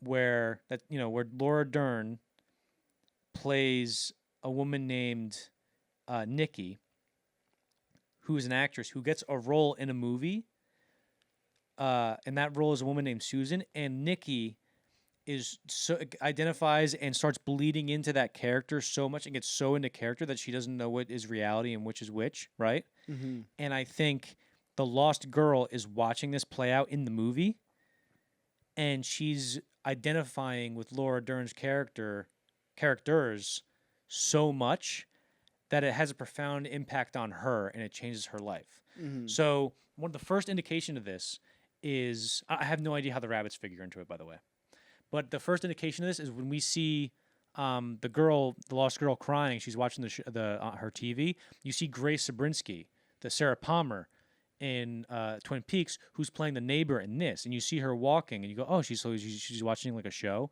And then later in the movie, in the actual movie with Laura Dern, that section, we see that same shot of Grace Zabriskie walking up to Laura Dern's Nikki's house, right? And then she goes in there and has this conversation with her, the neighbor, and she'll go, oh, you're an actress, and Laura Dern's Nikki says yes. And she goes, I'm up for a role, actually. And she goes, oh, yeah? She's like, oh, I heard there's a murder in this role. And then she does the whole thing. And then they start talking about how time is slipping, and she doesn't know, how to perceive time. And she goes, for example, it could be 9:45, and you might think it's midnight. It could be yesterday, and you can think it's tomorrow. And as she says tomorrow, Laura Dern looks over and sees herself tomorrow getting the role that she was up for. Yeah. Right? And then we see her get into that role. And she starts to lose herself in the character, so much so that there's this great scene where she ends up having an affair with Justin Theroux. Her husband's like, I'll kill you if you have an affair with him. And Justin Theroux, I'll kill you if you have an affair with her. And then she ends up having an affair with him. And later, like after that, there's a scene where they're talking and like, we can't do this. Like this, this is bad. Like he's going to kill us. We can't do this. Like we're terrible. And then she laughs and goes, oh my God, this feels like a line from our script. And then you hear Jeremy Irons go, cut, what the fuck is going on? Yeah. And then she's like, oh my God, I'm in the movie. And I thought that was, it might have been like a little on the nose, but I thought that was such a brain-breaking moment for her. I'm like, that's a really clever way to do it. Mm-hmm. And then we see herself, so now from that moment on, we can't, she doesn't know if she's Nikki or Susan when she's in the movie. And then we see her die. We assume that she's doing all this, like all these drugs and maybe prostituting herself and stuff like that. And also we cut back to the scene with the therapist where she's like, he tried to rape me and I, ripped his dick off and twisted it, like that kind of thing. Yeah. And that was the original scene that they filmed where David Lynch was like, maybe we can make this into a movie. Now, at the end, she comes out of playing Nikki, the actress, comes out of playing this character and goes, oh my God. It changes her deeply. She's like, she had this profound experience playing this character and identifying with her so much. And then in the scene there's a scene near the end that mimics the scene where the neighbor goes, you might not even know it's tomorrow. And then Laura Dern looks over at the couch and sees her future self getting the role. But instead in this, Laura Dern looks over at the couch and sees her future self her tomorrow self, and she's smiling, and the future's bright. The sun's coming through the window. She looks clean and good. Yeah. And it's basically telling her that her future is bright. And the lost girl watching this, who is, I guess, prostituting herself and has a husband at home, that's very similar to Susan's character that Nikki is portraying. Nikki, the actress Laura Dern, is portraying in the movie. The Susan character is very similar to the lost girl. And the Lost Girl is identifying with this character so much, and she's so changed by this experience that she decides to, see her future self the same way Laura Dern does, and sees a bright future ahead of her, and decides to change her life for the better and stop, be whatever room she's in, whatever prostitute drug business she has going on, get out of it. It's not good. Go back to your husband and your family, and just fucking struggle through life together because that's what you got to do. And Laura Dern comes in and hugs her, and they kiss, which is kind of weird. But they hug. It's And like breaking the curse. Right. So maybe something like that. Mm-hmm. And it's basically the same way that Dale Cooper was Laura Palmer's guardian angel. I think Laura Dern, the character in that movie, is sort of this girl's guardian angel who tells her to knock this shit off and go back. It's an incredibly optimistic movie, which I did not expect it to be. Yeah. And it was really satisfying to me how much of a picture I had of it painted in my head. So yeah, I think that was, and the only I can identify with this movie because there was only one time where a character in a movie affected me in this way.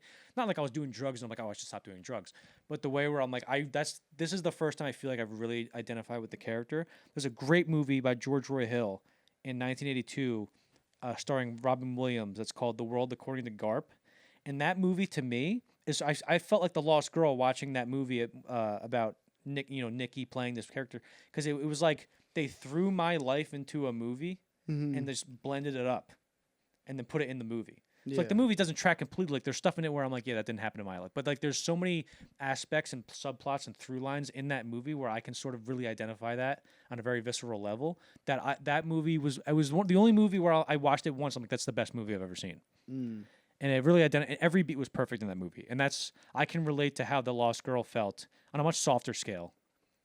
I'm not comparing myself to her. What that girl hypothetically went through in the movie. Yeah. Does that make sense? Yeah. Mm-hmm. All right. That does make sense. I do think it definitely makes sense in terms like it seems that the Lost Girl is like sort of the main character, even though you really only get like small viewings of her or like right. You never get a real sense. Like you would think that Laura Dern's character is actually the main character, but it seems like the Lost Girl is what ties everything together, kind of. Yeah, she's sort of the. She's like I don't know. She's like what's the movie when the kid Princess Bride. She's the grandpa and the little boy telling the story in the beginning. Mm-hmm. And the Lost Girl is sort of like, the same thing. Mm-hmm. Yeah. There's some good theories that play on that, like the same thing where it's like, it's not exactly what you said, but it still ties itself down to the Lost Girl, but it has something to do with, I'm not even going to try to explain it, but it has something to do with like a Polish folklore where there's like some sort of curse. That's like what I was getting at. Or like what I was thinking of where it's like sort of like a sacrificial thing that's happening with like Laura Dern's character where cuz there's like one distinct scene where they like she meets his parents, her husband's parents, and they're like she doesn't speak Polish. And like cuz they say something and it's like really tense and they look at her like which could just be like, oh, we don't want a half Polish girl, we want a full Polish girl. But I got the sense that it was like the curse won't work if she's only half Polish, where they were like, oh, What kind of curse do you think they were trying to put on her? Like, cause like there's like I can't remember exactly what the curse is in Polish folklore, so I won't get too deep into like what exactly it is. But I get the sense that there is some sort of curse with the script. Where they get someone to. Oh, you're right. Yes. There is like that. They say that like 100% in the movie that there's a curse with the script, and it seems like they're like offering that character up to it, and I think the curse like lies within the Lost Girl. So something like she has to sit there and watch all the women who go through that curse.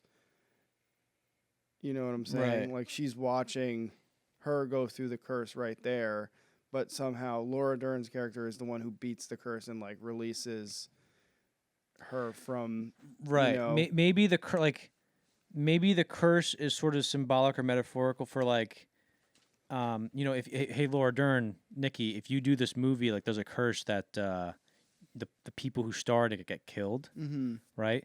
And that can also be, like sort of like a metaphor or something for, hey, lost girl watching this, if you continue down this path of prostitution and drugs and whatever bad shit you're getting into, it'll result in you getting killed. yeah, So that's sort of and then of course, Laura Dern's character breaks it and survives the shoot, and then the girl goes, oh wait a minute, that means I can survive this. And then she goes with her husband. yeah, It's a good point.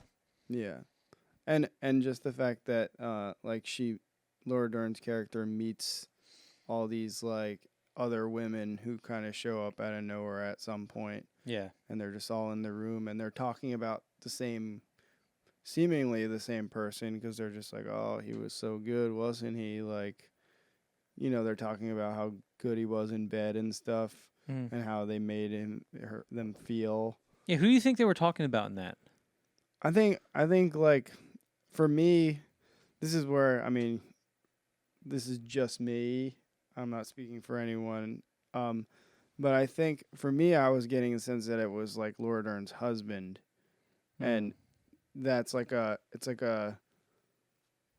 husband seems like he's the one who offers people up to be the sacrificed one, and like there's some like weird deep ties with that his family in the Polish, like wherever that Polish folklore comes from. Yeah. Like that family is the one who's like has to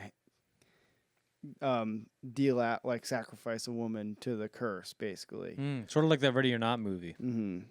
Also, much like Mulholland Drive, I am very disappointed in the MPAA and their rating system, because yes, they did warn us about the violence and maybe the sex scenes and stuff, but they did not warn us about the Terry Crews jump scare. Yeah.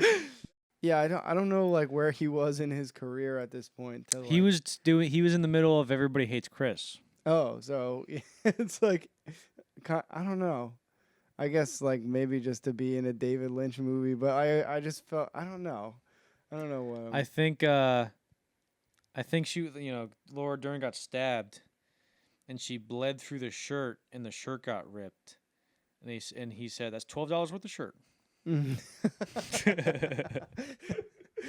Side Projects Part 2. From 2000 to 2024, Lynch directed dozens of short films, commercials, promos, and more. So there's so many short films and so many projects. Like even when we did the first section of the side projects, there were some where I was like, "Yep, it's an Adidas commercial." Yeah, it's a cologne commercial. So it would get even more dry and boring than it already is to go through every single one that he did after 2001. Yeah. Because he did like 40 maybe, and because he was doing all these little things with a digital camera as well. So I just figured I'd go through the highlights. So one of the first things he did in 2000, he directed a commercial for PlayStation 2 called PlayStation 2: The Third Place. The third place. Why not the second place? Yeah. And it's insane. It's like it's exactly what you expect from Lynch. Just it's a 1 minute PlayStation commercial where this guy's in like this weird, super early 2000s techno Matrix weird hallway, and then he turns around. And there's these guys. I can't even. Yeah. And then at one point there's a guy with a duck head. Who's like, whatever. It's insane. Like, go watch. It's a minute long. I can't. I'd rather watch you watch it for a minute than me describe it for a minute. Yeah. But it's like I don't know who would watch that and go, I should buy the PlayStation 2. Yeah, I imagine a like kid going, I don't know what the fuck I should do. Yeah. So a PlayStation 2 just makes you confused. Like what? In 2002, Lynch directed the 43-minute short called Rabbits, which he incorporated in Inland Empire, of course, which we already mentioned. In 2007. Maybe his most notable work is a short that he made. It's 21 minutes long called David Lynch Cooks Quinoa. And if you want the highlights of it, you can find it in like the David Lynch being a madman for 8 minutes video. But there's one, basically the gist of it, I can't describe it any better, is he goes, today, ladies and gentlemen, we are going to make quinoa. And then he puts it like in whatever, and he cooks it, and while it's cooking, it cuts to him like 10 minutes later. It's not okay. So ready? So he goes, I'm gonna cook some quinoa, and like 10, and it's 10 minutes of him talking, and then the quinoa is done after 10 minutes, right? But in the video, it goes, all right, I'm gonna teach you how to make quinoa, and it says 10 minutes later, frogs flipping and flying and fire, you know, in the earth, the underbelly of the world, and then it's like another 10 minutes later, and that is how you make a delicious bowl of quinoa. Yeah. So that's really funny. You should go check it out. He had an acting appearance in the show Louie with Louis C.K. And Louis was like, hey, we really want you to play like this, you know, this old executive who's had it with funny guys and comedians who has a chip on his shoulder, and I'm trying to get a job from you. So David Lynch is like the boss, and Louis C.K. walks in because he wants to get a gig on a late night show as like the host. And David Lynch goes, oh yeah, you're funny? You know, show me that you're funny. He goes, what do you want me to be funny? He's like, yeah, champ. That's short for champion. Like he says something like he goes, here it is. He goes, here's the thing, champ. That's short for champion. And that's such a great line. So you should go watch that. He did the Ice Bucket Challenge in, I guess, 2012 when that was around. What he did is he did 2 Ice Bucket Challenges. The first one, he had a regular Ice Bucket challenge, and he put he had a cup, and then he put a shot of espresso or like a cappuccino coffee in it, and then poured it on himself. And then somebody else poured an even bigger thing of ice water on him. And he goes, that is my Ice Bucket Challenge, and I would like to nominate Vladimir Putin for the Ice Bucket Challenge. Like totally out of nowhere, so random. In 2017, he directed a short called What Did Jack Do? I think I saw it on Netflix way back in the day when it was released. It's him interrogating a monkey. That's it. Yeah, you should just go watch it. He also did the weather report in Today's Number. I don't know when these started and when these stopped because on IMDb, like the information's kind of whatever. But he did the weather report, which you can find a bunch of them on his YouTube channel, where he goes, good morning, everybody. It's a beautiful day here in sunny LA. We have clear skies, and it'll be a cool 71 degrees at 10 a.m. Have a good day. I think those started on davidlynch.com, actually. Oh, yeah, was that long? I think like 2000, yeah. God damn, really? And then he had also, he would have the weather report, and then he would do Today's Number. So he would just like have like a bingo thing. And he'd go, and today's number 5. Like, have a good old number 5 day. and then my dad got pissed at me because I didn't tell him about this. It's called What is David working on today? And he started it during COVID during 2020. It was like a lot of it is him woodworking. And my dad goes, David Lynch has a woodworking series? You asshole. He was so pissed I didn't tell him about it. Know? I'm like, I don't fucking know, dude. So yeah, go watch that if you're a dad. Nice. Is that it? That's the highlights. There's a million short films. He acted in Steven Spielberg. Oh, I'm sorry, I forgot about that. He acted in another movie called Lucky that starred Harry Dean Stanton before he died. Lynch had like an actual substantial supporting role in that, and of course he played John Ford in The Fabelmans, which he was great in as well. Where's the horizon? Do you know that scene? No, I haven't seen. Oh, you haven't seen the scene? No. Oh my god! So I'll explain it to you. So Spielberg met John Ford when he was younger, and basically this scene is just basically what, you know, how the conversation went when he was younger. So Spielberg goes into the office and he's waiting for John Ford. John Ford walks in. It's David Lynch, of course, with the eye patch. I cannot, if I ever make it as if I ever get to direct movies, I cannot. As soon as my hair turns gray, I'm getting an eye patch, and I'm going to be the eye patch director. Okay. So many directors got eye patches when they were like late in their career, and it's hilarious. I don't know because they had bad eyes. I don't know. So they got an eye injury. But so he walks in, and he goes, "So you want to be a filmmaker?" Like something like that. And he goes, "Yes, sir. Yes, I do." And he goes, "You see that painting on the wall?" He goes, "Look at it. Tell me what it's about," or something like that. And he goes, there's a horse in this one. He goes, next one. And he goes to all these different paintings, like, you know, not wrong. And he goes, "Tell me about that painting." And he goes, "Well, it's a horse, and you know, there's a cowboy." And he goes, "Where's the horizon?" And he goes, "It's at the bottom." And he goes to another picture. And he goes, "Where's the horizon?" At the top. He goes, He goes, let this be your first lesson, kid. If the horizon's on the bottom, it's interesting. If the horizon's at the top, it's interesting.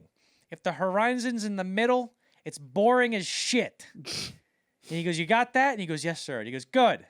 Now get the fuck out of my office. And then he leaves.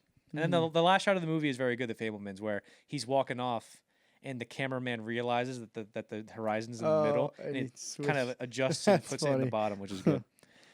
But I don't like Steven Spielberg anymore because of that dream I had where he didn't like me. So sorry, pal. Kind of bullied Should have been nicer to me. Twin Peaks: The Return, 2017.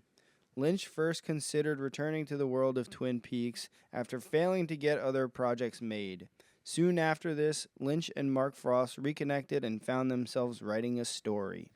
So in the meantime, Lynch was, of course, trying to find another feature to do. And he had a script that he wrote called Antelope Don't Run No More. And apparently it was about like aliens and talking animals. It was crazy. It was like Ronnie Rocket again. It was also set in L.A. But the problem was it would have been a $20 million budget, and that was sort of a budgeted movie where like they don't really make, mid to low budget movies like that anymore. It's either just, super low budget, like a couple $1,000,000, or just like $100 million now. So that was sort of like in 2013, let's say, around there. He was trying to get that off the ground.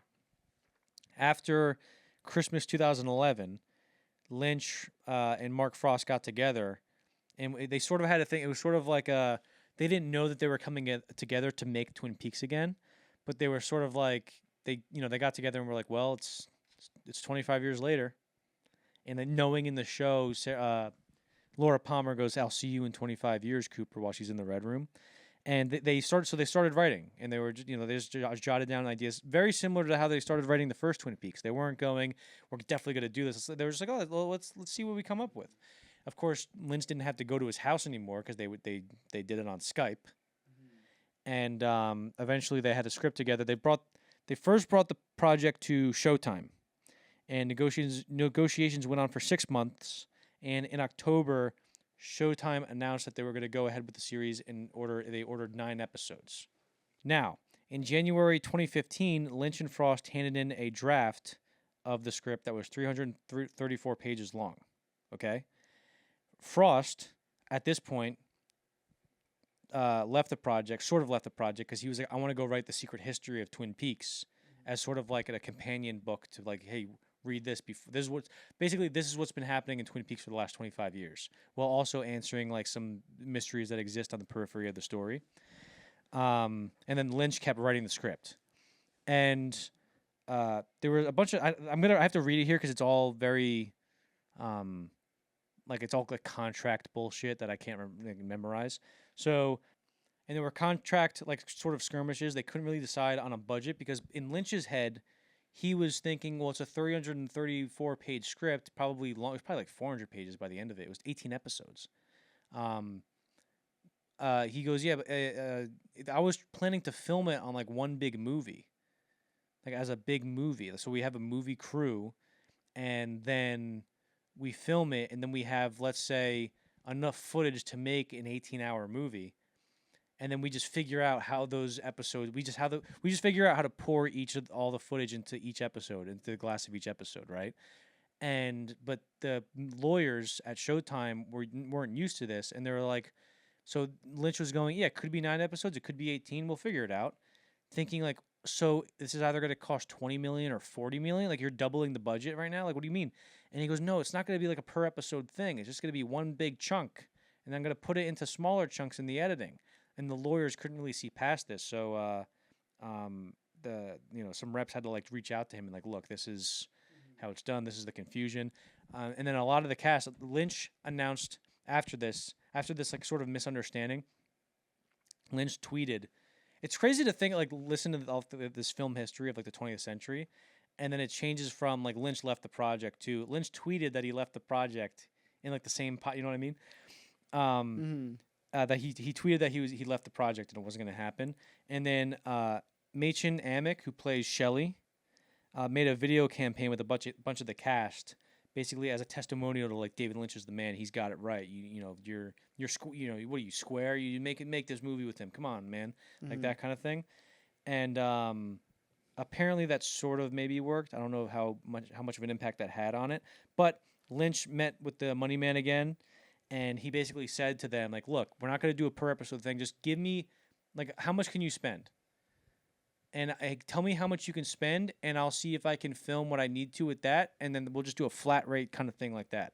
And then eventually, they made it work. Yeah. So, and then after they told him that, like they were like, well, he goes, how many episodes can I make?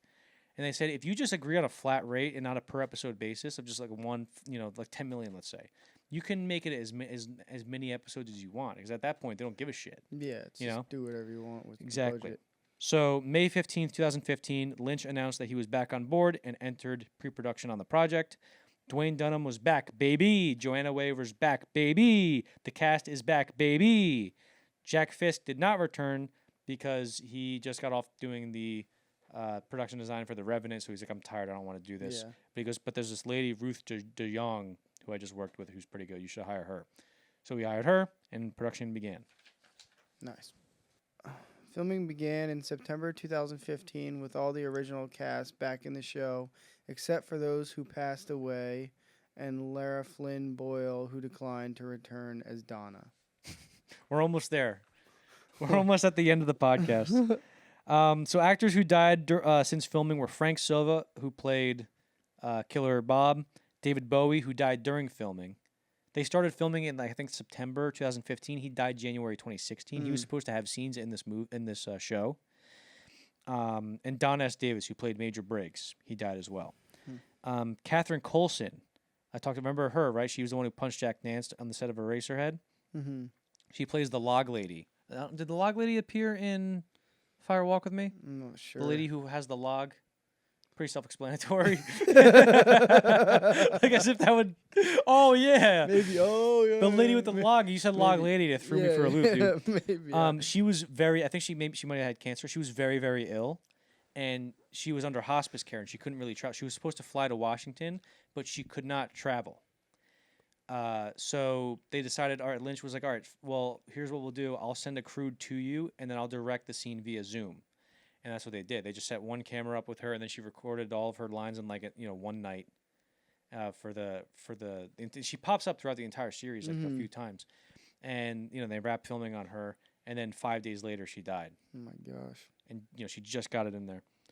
She died September 28th, 2015, and also she's a legend in the filmography of David Lynch. And I'm not familiar if she had any work in other people's filmographies. I'm sure she did. But I can't attest to that because I'm not familiar with it. But I can attest to her work with David Lynch. Everett McGill, who played Big Ed Hurley, he had retired from acting in 1999, so nobody knew where he was or what his number was. So like David Lynch and everybody on the team had to like just tweet and be like, "Hey, does anybody know where Everett McGill is?" And then somebody was like, "Oh yeah, he's my neighbor," that kind of thing. And they're like, "Hey Ed, David Lynch is tweeting for you," like, which is pretty funny. There were a lot of new faces in the show that were cast. Matthew Lillard, who played Shaggy in the live-action Scooby-Doo movies. Nice. John Belushi, Michael Cera, Naomi Watts, Laura Dern, Jennifer Jason Leigh, Tim Roth, and more. There's not a lot of production stories because if you want to see them, there's a bunch of behind the scenes that are on the Twin Peaks from A to Z, and it's basically just a bunch of B-roll and behind the scenes footage from the filming of this. What? Is that where all the like recent clips of him are coming from? Not specifically from this. Like you can. Okay, so there's a brief segue or a brief whatever. So they originally they had Twin Peaks: The Entire Mystery, right? And that was before the television series came out. Okay, the new one came out. I mean, so they had The Entire Mystery. So that was just Twin Peaks and then Twin Peaks: Fire Walk with Me, and then maybe the missing pieces. I might not have even had the missing pieces, right? And then they had Twin Peaks: The Entire Television Series, which had this and the first two seasons, the new season and the first two seasons, but it didn't have the movie or missing pieces, right? So Twin Peaks from A to Z is the first thing that has fucking everything. Okay. So, and the behind the scenes clips that you're referring to of like the filming, like the particularly the one, they're filming a scene with like with the casino bosses, John Belushi and the other guy, with these girls that wear like these like doll dresses type things. One of the girls' name is Candy, and they're filming a scene with Candy. And Lynch is like on the monitor, and this is like the famous thing that you probably have seen where she goes, and also if you want to go to a close, it kind of works also if you want to cut the scene down a little bit. And he like his eyes are fuming. Like, he looks daggers at her, and he's like, "What is this? What is this with everybody? Fucking A, man, drives me nuts. Who gives a shit? Who gives a shit how long a scene is? You know." It's true. I mean, he probably had just flashbacks to Dune or something. What? He probably had like flashbacks to Dune when he said yeah, that. right. Well, his whole thing is like I want to go where the scene takes me. I don't want to be like, oh, it has to be arbitrarily a minute shorter. You know what I mean?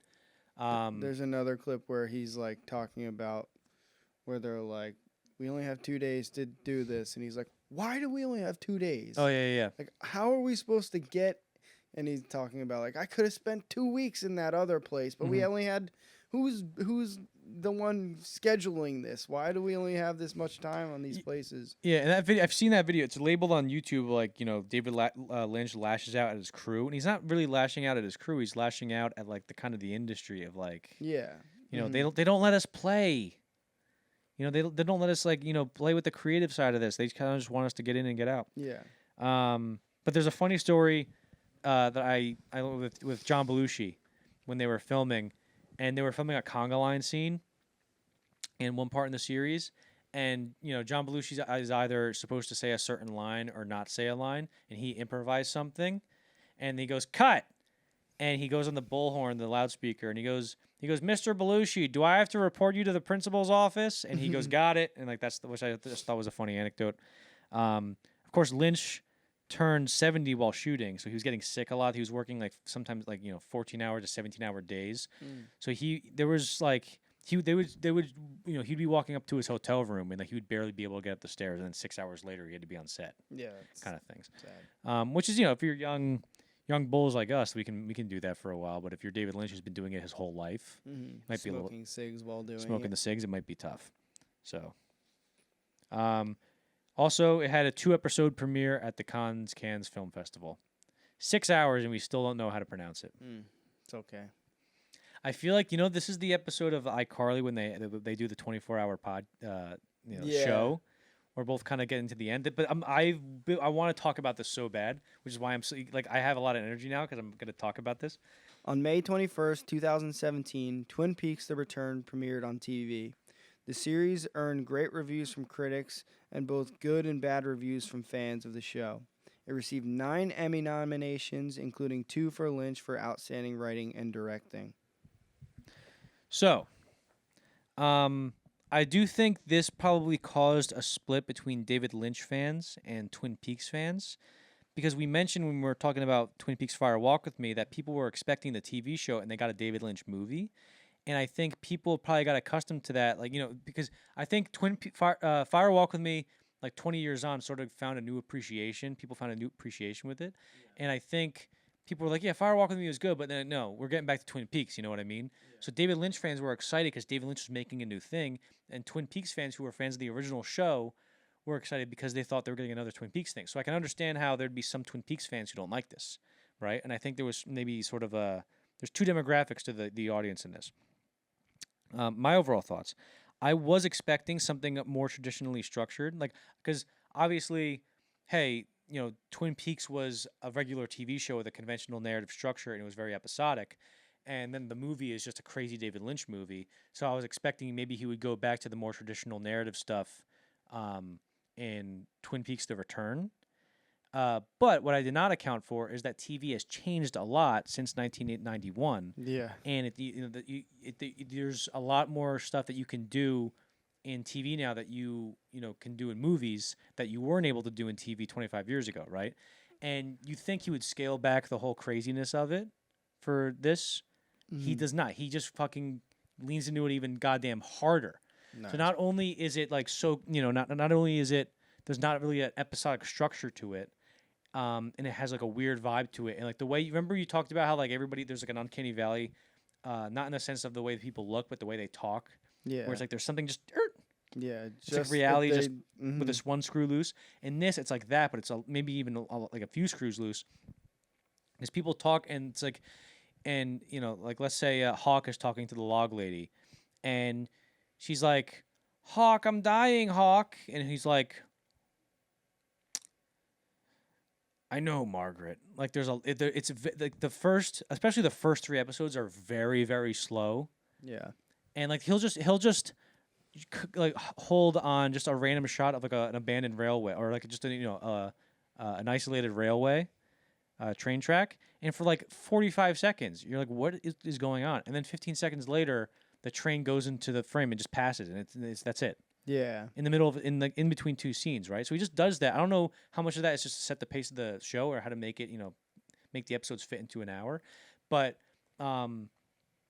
with this, it's a lot more loose. Like the first few episodes, I'm like, I don't know if I'm gonna like this. Like, it's kind of not. I don't want to say it was losing its identity, but I was like, I don't know, this isn't the same. I really would have just liked like a Twin Peaks TV show type thing more than just like a weird David Lynch things for these characters, But then the more and more I watched it, the more and more I fucking loved every second of it, and I was really excited to watch more of it. And I think in total, like the whole 18 episodes, I think it's basically a culmination of everything Lynch and like the best we've seen it, maybe. Like it has the violence of Wild at Heart. It has like the weirdness of Blue Velvet. Mm-hmm. It has, it has like, let me see. It has the way that characters like switch around and storylines switch around and doubled up like in Lost Highway. And it has the heart of Elephant Man and the charm of Straight Story all in the same thing. It's equally as scary and equally as confusing and equally as weird and spooky, but also has a ton of heart and a ton of charm to it. And I absolutely thought it was fantastic. And there's a joke that they do with Cooper, because I told you that Cooper is trapped in the Red Room for like 25 years. There's a joke that they do with him where he gets transported into the real world somehow, right? I'm not gonna say how because you haven't seen it yet. Mm-hmm.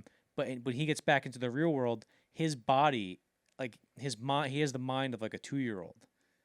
Like he needs to catch up. Like he needs to wake up. He's still stuck in like this dreamlike trance between, the whatever dimension the Red Room is in reality. Yeah. So he's like he's Cooper, but they end up calling him Dougie for reasons that you'll find out later when you watch the show. So he's Dougie for like, I'm thinking like, oh, there's gonna be a bit for like 2 episodes where he's gonna be very slow, and like, hey, are you lost? Lost. Like that's how he.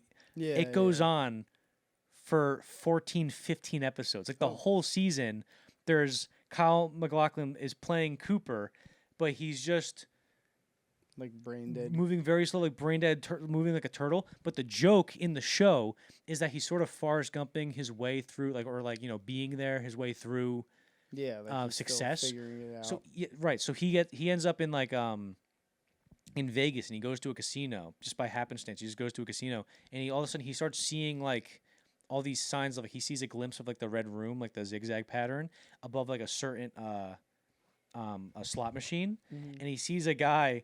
He sees a guy in the slot machine go, hey, he pulls the thing down and goes, hello, and he sees him do that, and so he goes, and then he goes over to the slot machine and he puts a quarter in, and he does this, and as he lets go, he goes, hello, and then he gets a jackpot. Okay, yeah. And then all the quarters come flying out, all the coins come flying out, and then he sees another little thing, and he starts getting all these jackpots, and he wins like $400,000. He's like 30 in a row. It's hilarious. And they do that the whole season, where he's sort of like just stumbling in his way into success, where people, like, somebody's trying to kill him, and he's just like eating pie, and like, you see right through me, man, like that kind of thing. It's so well done, and he ends up like he ends up like getting transported into this new family, which is Naomi Watts and this kid they call Sonny Jim. Sonny Jim, I think he got the name Sonny Jim from the title of a short film he made in 2003. And and you're like, okay, I want him to get away from this family because I want him to go back to Twin Peaks, right? But then you start to like sort of fall in love with his family, and Naomi Watts is sort of like the sweetest lady of all time, and he's sort of just stumbling his way through it. And I'm spending so much time on this, but I swear it's good. Like it gets to the point where if the show was just 50 minutes of him eating chocolate cake, like that's enough for me. Like there's a scene near the end where you're just watching him eat chocolate cake, and it's very slow, and he's just cuts it and then slowly like kind of balances it on the fork, and then just slowly brings it up to his mouth and just takes a big old bite, and then just chews like a turtle.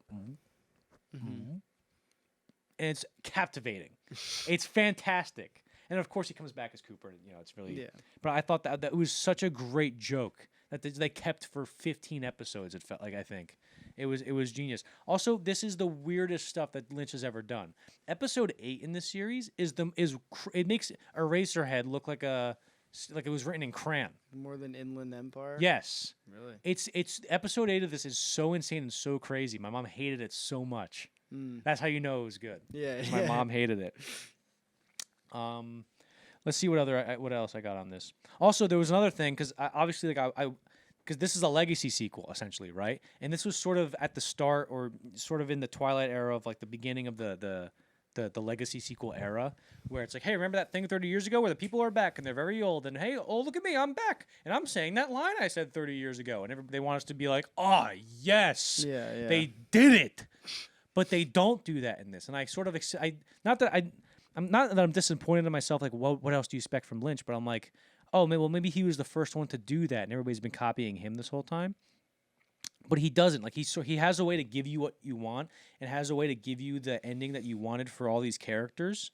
But he doesn't do it in a way that's overly cheesy, and he does it in a way where he gives you that, and then he fucking pulls the rug out from under you. Yeah. And be like, yeah, you think I was going to give you that? I'm not going to give you the closure that you want, right? There was an interview he did for Inland Empire in 2006 where he was talking about, like, you know, they're like, why do your movies feel like this? Why don't you ever tie them up or whatever?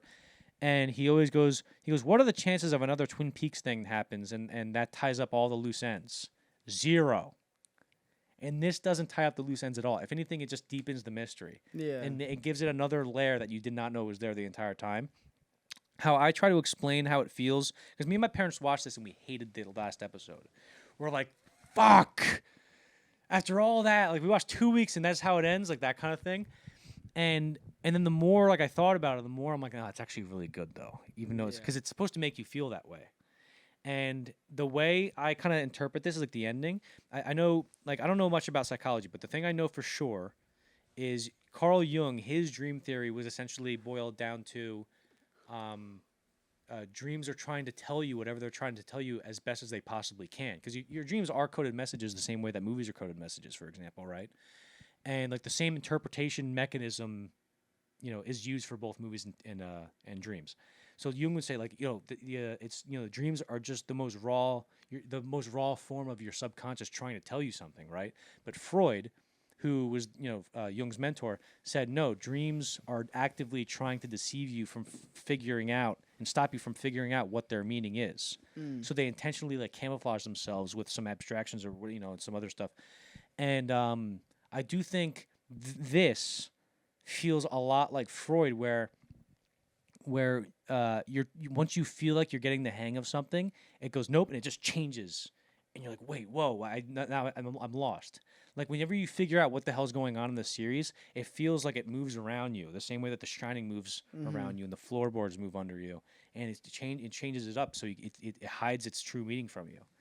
And that might be just me looking into it, but that's what I got from watching this series. Yeah. And the way the series, I don't want to spoil it for you, but the way the series ends is so, it's like people would be arguing about it forever. Like you can go on Reddit and there's like 40 different interpretations of, and also I do think it like, even though it starts out as like this weird kind of, my parents weren't really liking it in the first few episodes, and I didn't really either. And then it really comes together. It really picks up speed and momentum very, very well, and it's very, very enjoyable. I liked it a lot. And it makes the slow start. Does it like rectify the first? Yeah, like the first few episodes aren't bad. Like there is a compelling mystery. Like, the mystery, that classic David Lynch mystery, is so there. And throughout it's just those first few episodes are slow. But I'm not really not sitting there going, "Just fucking bullshit." Like it didn't drag. I just noticed that it was slow paced because I was really excited to see where the story was taking itself. Let's see what else. Do I have anything else? No, I think that's everything.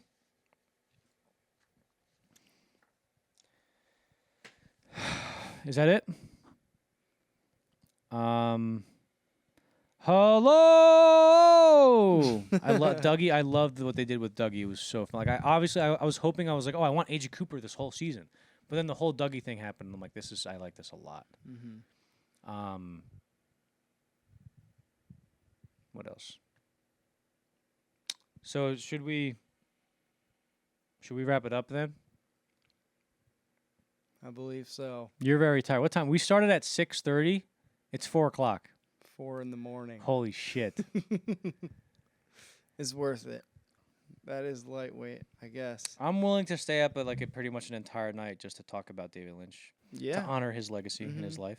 So yeah, we hope you liked that one. If you're still here, leave a comment. See if we're still here. We're to test the audience. The retention on these videos is very good, but I want to see if anybody made it. Especially if this is like 6 hours. I don't know how long it's going to be. So yeah, thanks for watching. I hope you enjoyed it. Thanks to everyone watching, and thanks you to David Lynch for all the work he did over his life. Yes, thank you. It was beautiful getting to know his work throughout this process, because it was, seeing all this stuff, you just know it's special. Mm-hmm. So getting to watch it, not really knowing who he was while he was here, and then doing this over the last month was like, I feel like going through the movies, I just could feel it, that it was like something special to understand or try to understand. And even if we weren't even talking about the movies, just doing the research to know his personality was definitely worth it. Yeah, and learning about things like how he does the transcendental meditation, like just different things about his life and how much he cared about that too. Yeah. It was really inspiring to see how much when you're that dedicated to being an artist, like how much you really can get done if you just don't care what other people think and just do it because it's what you want to do. Yeah. So, all right. I know you want to keep continuing with Danny, but we have to end this. All right.